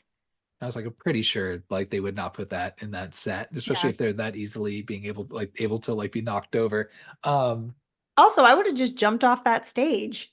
Like, why do you have to hang out on the stage? yeah. Hop off. Dude, and I love how Sydney just like puts one right between her fucking eyes. I Just love that. Well, they first just to make sure. You have Gail and Sydney like unload on Mickey when he pops back up. They're just like going for it. And then Love Cotton, it. best line delivery ever. He's like, "Whoa." Right after they shoot. Like he's just like, "Fuck." Like they shot the shit out of him. Dude, when he's Then, like yeah, running, yeah, it's so good. right in the head for Mrs. Loomis, which is great. Just to be safe. Yeah, and like good on you. Good on you, Sydney. Like taking Randy's advice. R.I.P. And then gosh, that really kind of wraps it up. Yeah. We get this whole kind of, well, you find out Dewey's still alive. So hey, oh, hey. And then Hmm. of course, that And you see some emotion from Gail. right, The Ice Queen starts to defrost. right. We'll see where she is. We'll see. We'll see where she is in Scream Well, 3, yeah, we'll everyone. see if it sticks. And gosh, and then you have just Cotton, like that really inappropriate, like, it'll make a hell of a sequel. And I'm like, so many people are dead.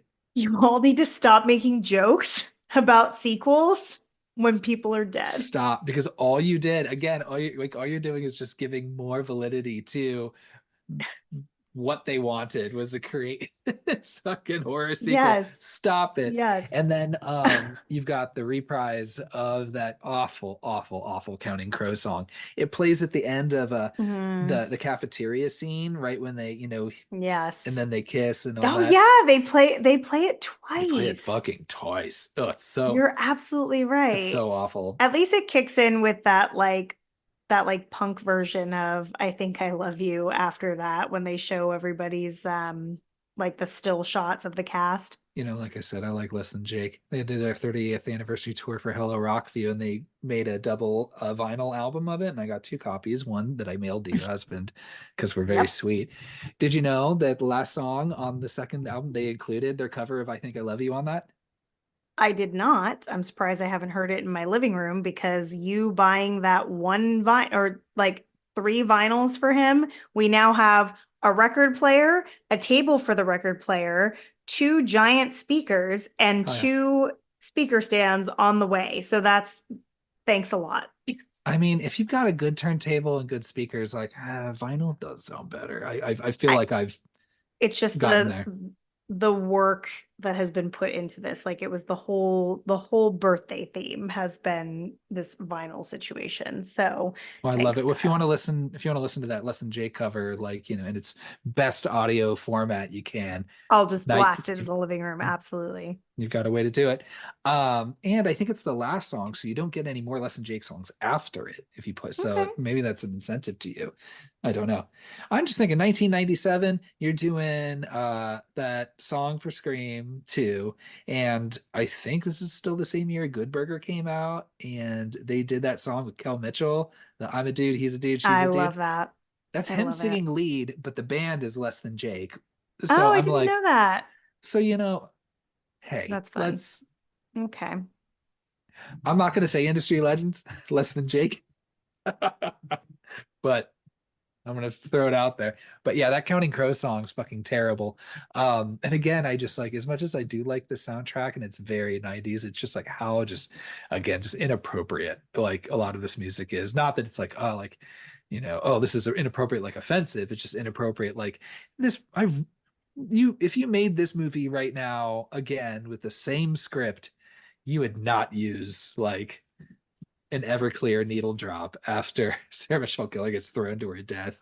It's so, but again, I don't know if it's intentional to like, well, one, I think this sequel was such a big deal that everybody wanted in on it. I'm sure the studio was like, Mm-hmm. oh yeah, we need all of these artists, all these songs in. And Where then can of we throw course, them in? and then they probably wanted to broaden the appeal of this. That's why I do think that, I don't think it's that gorier than the first one, but Mm-mm. it just feels more like, It has more kills, and I think that's how they justify that. So we went from 6 kills, including the killers in the first film, to 11 kills, including the killers in this film. So we almost doubled our body count. yeah.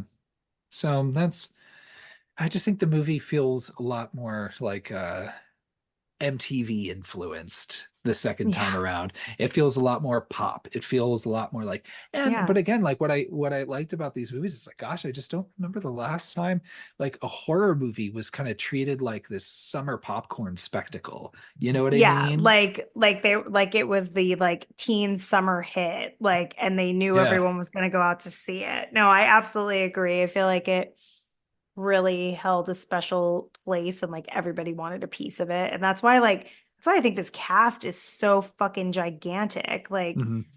let's see, did we forget anybody from the list? No, we got everybody. Yeah. You did a good Hmm. job. Yeah, we did. Good job on us. So we made our way to the end of this movie.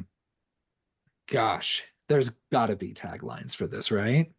There are, but like we're coming down from a high from the first Scream because that Mm, was a lot of time. It was 14, I believe, because we had 13 for Friday the 13th, mm. 14 for Scream, and then we're going down all the way to 7 For the for sake this of one. time, that probably is a little better.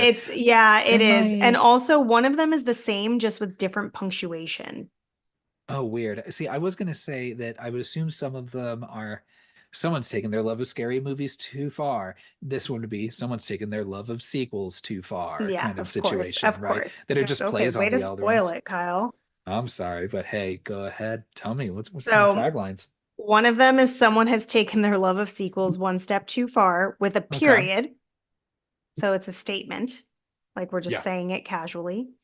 The next one is someone has taken their love of sequels one step too far, exclamation point. So we're exclaiming that they've Mm. taken their love of sequels one step too far. I'd say I like several steps though. Like one step too far feels like an understatement. Like Yeah, I think you've really taken it too far there's a lot of healthy steps you could have taken before getting before to that that one point. step I agree. of killing 11 people. Yeah. Or I'm sorry, 9 people. There's a killer on campus making more calls, making more kills. Never seen that one. No, I've never heard that one before, but I don't mind it. Yeah. The next one is Randy's rules.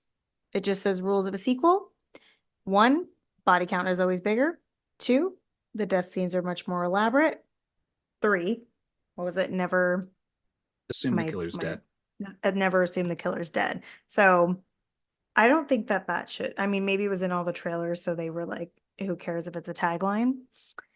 Gorier, sexier, funnier. I would say not gorier. It is a pretty Hmm. sexy cast. Yeah, it's real sexy. But we don't get any like any sexualness really in this movie where like as you get like Billy and Sydney having sex in the first movie. Do we get to hold on to some boob? I do think it's fun. I do think it's funny. I'll give them that. I don't know if it's funnier. Yeah, I don't know if it's funnier than the first one. I'm not sure. Yeah. Okay. Um, then we have It's Showtime. Hmm. I feel like they were like, what ideas do we have here? Yeah. I think this one is my favorite, other than someone has taken their love of sequels one step too far. That's our like predictable one, is Scream again. Which I think was originally one of the maybe possible Like the titles. titles. Yeah. Yeah. Which I wouldn't have been against, but then they would have had to do something like that every time there was a sequel. And I think they thought about that and were like, ugh, maybe it's just Scream 2. Yeah, it's like they ran into that really quick with I Know What You Did Last Summer, where it's like, I don't know how many times you can like, but also I Know What You Did Last Summer too sounds stupid. I hope they do make a new one and they say, like, I still know what you did last summer. Like, I know what you did 25 summers ago, Yeah, however long it's fucking been.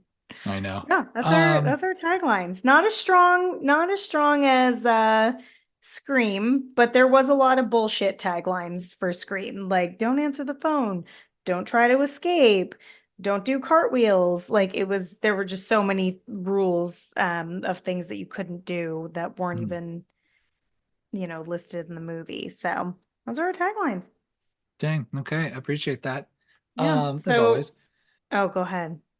I was gonna say Boo scores. I'm ready to get in some boo scores. Oh, I am too. Okay. I never start with a boo score in mind. It's Not always even when for this one. And nah, it's always when we get here. I mean, I've got a couple ideas of where, I'm just what I like is I've got a range and our conversation settles me where I land, mm, because who else other to bounce my thoughts off of with, and whose opinion, right? Like hmm would I value more, right? So I think there's been plenty of times you've given me some eye-opening thoughts, So same. You've changed my score to things before too. So, same. But hmm you want me to go first? yeah. Okay. So yeah, I do struggle with this one too. Um a lot of people will say they like this one better. Um I disagree. I disagree too. And, I think some of it is because maybe, it's just really hard. It's like a diminishing returns situation where it's Mm. never good. And then, especially with, it's really good. It's really, really good. I like it. I know. It's because I'm just kind of struggling with it where I want to add another half a boo. But I will wholeheartedly give this 4 boos. Wow, I'm surprised. 4 boos. This Okay. movie Thought you were is gonna go higher. Yeah, I think this movie it's because right because I was 5 for the first one, and so I was hmm struggling between 4 and 4.5 with this one. Okay. Um, I am going to, I think, just stick with 4 because not I don't know. This has a lot to do like I don't know. I don't know if Are it you grading works. it on a Scream scale or are you grading it on a like on our normal boo scale? I'm trying to use just our Or normal just boost scale. So okay. I'm saying that this is as good as Urban Legend, or Urban Legend is as good as this movie. That's what I'm wondering. That's what I'm wondering. And like I said, it's all, that's why like I struggle with like, do I give it that 4.5? Um, So clearly, so your ranking then for the movies, of course, would then be Scream, Scream 2 for now. yeah. I think it is not as scary as the first movie. And again, I being agree. scaring me does not have to be like, This one's the more all important. suspenseful. It's got some bigger set pieces. I like the inventiveness of Randy's death. I like the opening quite a bit, even though I don't even know it. Yeah, I don't know where I'll land with my openings as we go. I just, man, I love Mrs. Loomis. She's Mm. fucking great. That performance is fantastic. Um, though outside of her, I don't think I like any of the new cast better than the supporting Hmm. cast and killers of the first movie, Yeah, you that's fair. know? So not to knock, they just don't, I just Hallie doesn't have as much to do as Tatum, Hmm. and isn't given a couple like extra layers. I mean, if anything, she's just kind of a retread a little bit. And then, Hmm. I like Jerry O'Connell, but like he's not, I don't know. Okay, you better stop it. You need to he's fucking he's stop. It is great. late and you are over here just shit talking on Jerry O'Connell. Yeah. Industry legend Jerry O'Connell, Industry Kyle. legend Jerry O'Connell. You're absolutely right. Yes. Oh So my I God. I'm gonna give this a 4 right now. It could bump up to a 4.5. This movie is great. It's a classic. I've seen it a million times. I'm gonna see it a Hmm. million times more. Hmm. I just 4.5. I don't know if the gap between Scream 1 and 2 is that close. That just Hmm. only a half a boo would Oh, you're separate gonna them have you're gonna have so much fun with my boo score then. because and I might want to keep that 4.5 for another movie down the road. Hmm. Okay. Okay. You're going to love this. Okay, so first I'm going to remind everyone of my three reasons why this is not the superior film to Scream. Because Okay. for all of you out there who think Scream 2 is better, I'm going to remind you, and you can say that these things don't matter. I would love I would love to get some feedback if y'all don't agree with us on this. Number one, the unlikely nature and circumstances of the opening kill. Lot of circumstances working in our killer's favor for this. It feels wild to me. You Number don't like two. how you don't like how my framing of it, how this is completely random circumstance. No, He was no. sorry, go ahead. Number It's two. okay. Number two, we brought up the plot of the name order killing, where it was like Maureen Evans, Phil Stevens, Cece Cooper. Oh, her name's actually Casey. Didn't need to bring it up. Didn't need to have that scene. No reason for Dewey and Gail to be there. We dropped that plot. That has always bothered me. Maybe And then David number Arquette three, just wanted an extra scene with his dad. yeah, seriously, they were just like, leave that in there. They're cute together. Yeah. Um, and then number three, Mickey is missing like more than the second half of the movie. So even though he's your obvious killer, that has bothered me every time I watch this movie. Now, that being said, I fucking love this movie. I have probably seen both of them equal amount of times. Like I rewatch it all the time. I think it's definitely fits into the category of comfort movie for me. And I'm not grading on a Scream scale. I'm grading on is this movie in my list of my top favorite movies? Would I recommend it to anyone? And is it my favorite sequel ever? I think there's one other that's tied, but this is one of my favorite sequels. I'm giving it 5 boos as well. Fuck yeah. Yeah, so I'm going a little bit against my own rules here. It doesn't mean that they're evenly matched. I like Scream better, but Scream 2 is such a close second, even after all that shit I talked. I love this movie. I would even defend the things that are wrong with it because it's such a fun movie that like when I'm watching it, it doesn't bother me, but afterwards, I'll be like sitting there thinking about it the next day doing my makeup like, but where the fuck was Mickey? No one asked where Mickey was. Like things like that, Mm. like get to me afterwards, but it's just so fun. So we have our film rankings now. So this is what I'm really excited about to dig into is your killer rankings. I want to know. So we started off, we were both aligned in the first movie. We put Stu above Billy. Mhm. We've got two more killers on our hands. So where do Mrs. Loomis and Mickey fit into this for you? Dang. Oh my gosh, it's so hard. I don't know who I want to put first. I can go first Okay. if you want, since you went first for boost score. Okay. Go for it. Yeah. Yeah. Okay. I feel really good about my ranking. Do you want me Okay. to start from number 4 and work my way down for dramatic effect? Ooh, okay. Let's both start at number 4. Okay, because we both know it's Mickey. We both know it's Mickey. Okay. Number Yeah. 4 is Mickey. Yeah. Okay. Number 3 for me is going to be Billy. He's been bumped back. Yeah. Me too. Okay. Okay. Okay. Let's see if we can keep this going. Number 2 is going to be Mrs. Loomis for me. Yeah. You and I have the same ranking. Yes. Stu's still Okay. number 1. And I Stu's love. still number 1. Okay. The reason why Laurie Metcalf fucking kills it, but Stu is an active character in the first one, interacting with the group, and is in the entire movie. So I'm impressed by that. And I was shocked by Stu being the killer. Like, I will never forget when he said, like, surprise, Sydney. I was fucking surprised, that's for sure. So I still am keeping Stu at number 1. Yeah. I go Stu, Debbie, Billy, Mickey. Yeah. Yeah, same. All right. Now, We've got our killer orders.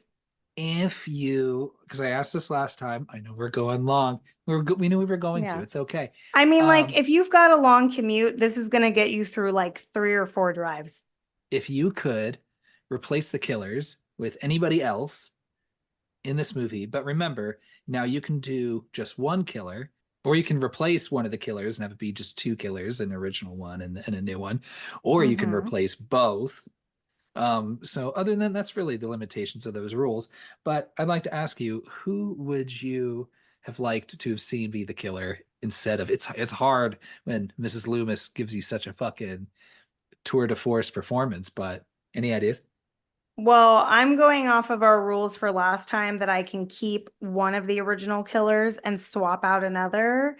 I would have loved to see 2 female killers, and I would pop Hallie in there. Now, I say this because one, I like the idea of 2 female killers. I think we could have just checked that off the list.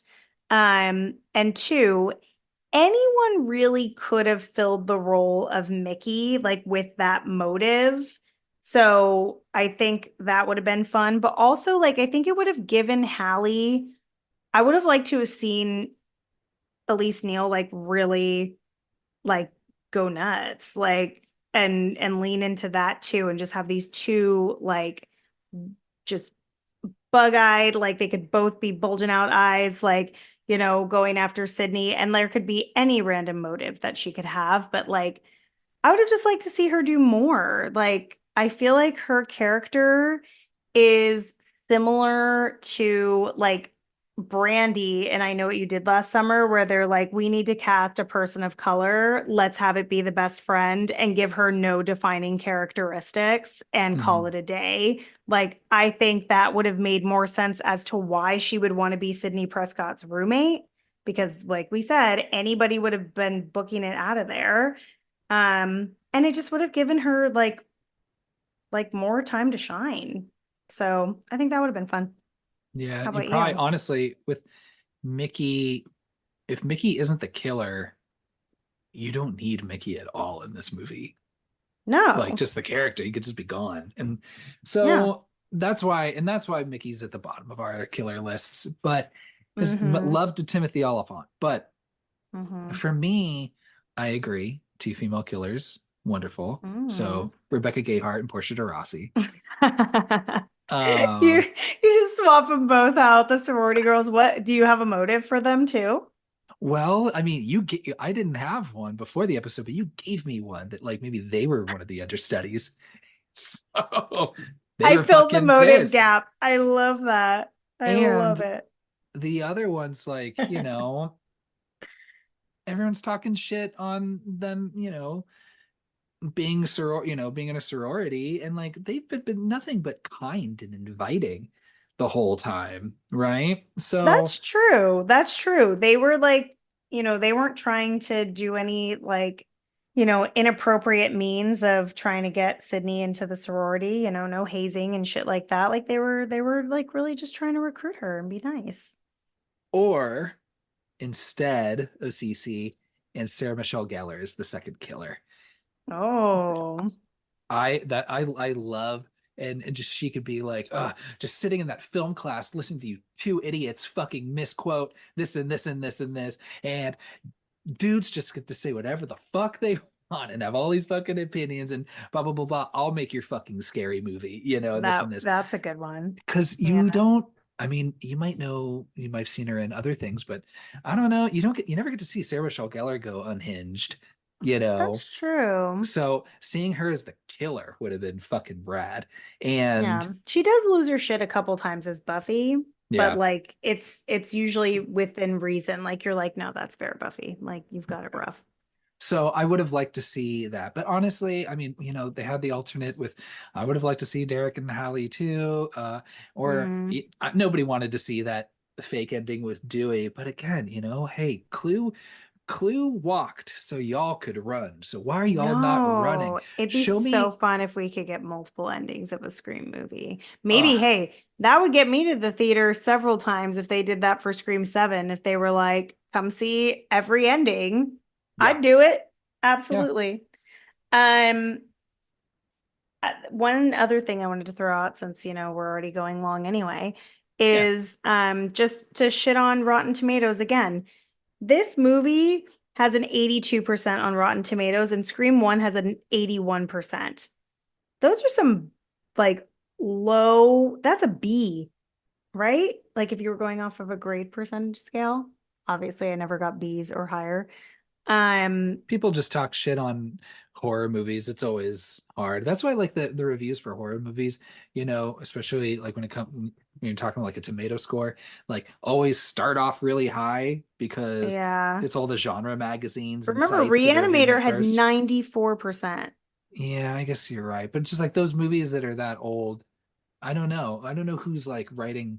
Can I write like a review for Reanimator right now and then have that affect the Rotten Tomatoes score? I mean, if I was actually like a legitimate, Well, you it'd have to be know, an audience reviewing, score.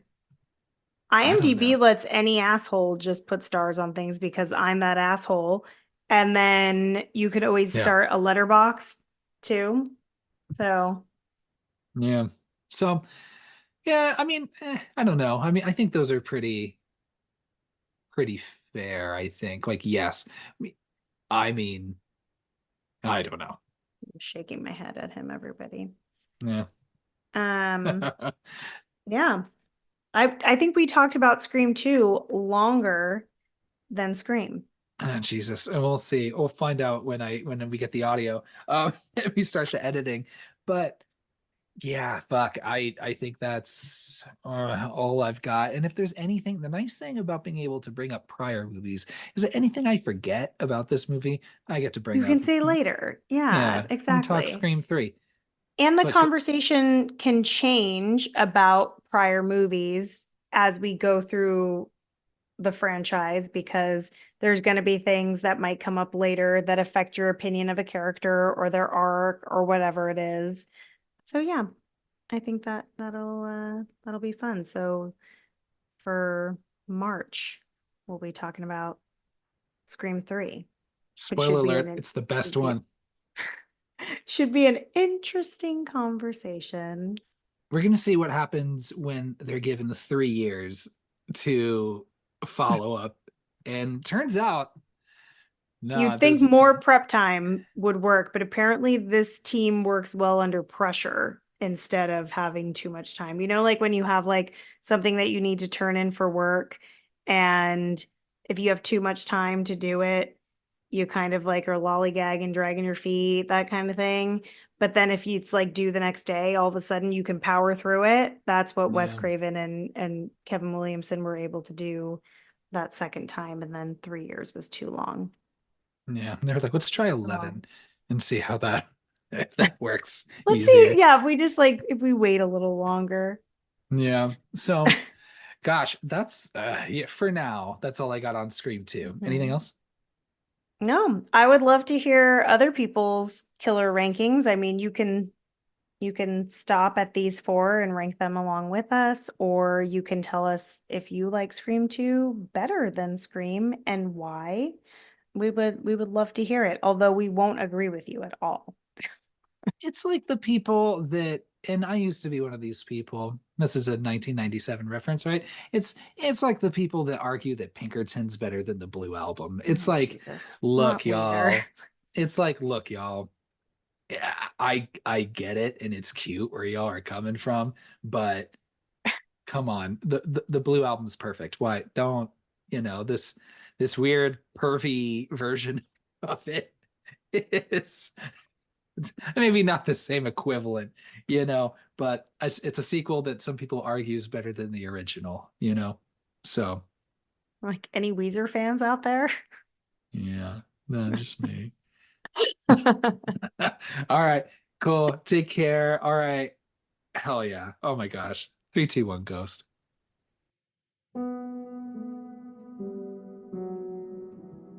Thanks for listening to our episode on Scream 2. If you'd like to know what we have coming up on the schedule, you can follow us on Instagram at 321GhostPod. We'd love to hear your Scream movie and killer rankings in the comments. We'd also greatly appreciate if you left us a killer review and subscribe to our podcast wherever you choose to listen. You can shoot us an email to share your thoughts, comments, or questions to 321ghostpod@gmail.com. We would love to hear your recommendations if you'd like us to chat about one of your favorite films. Next week, we're celebrating a holiday that admittedly doesn't have enough horror movies, with 2001's Valentine. Thanks again for listening, and remember, Debbie Salt doesn't exist. 3, 2, 1, Ghostface.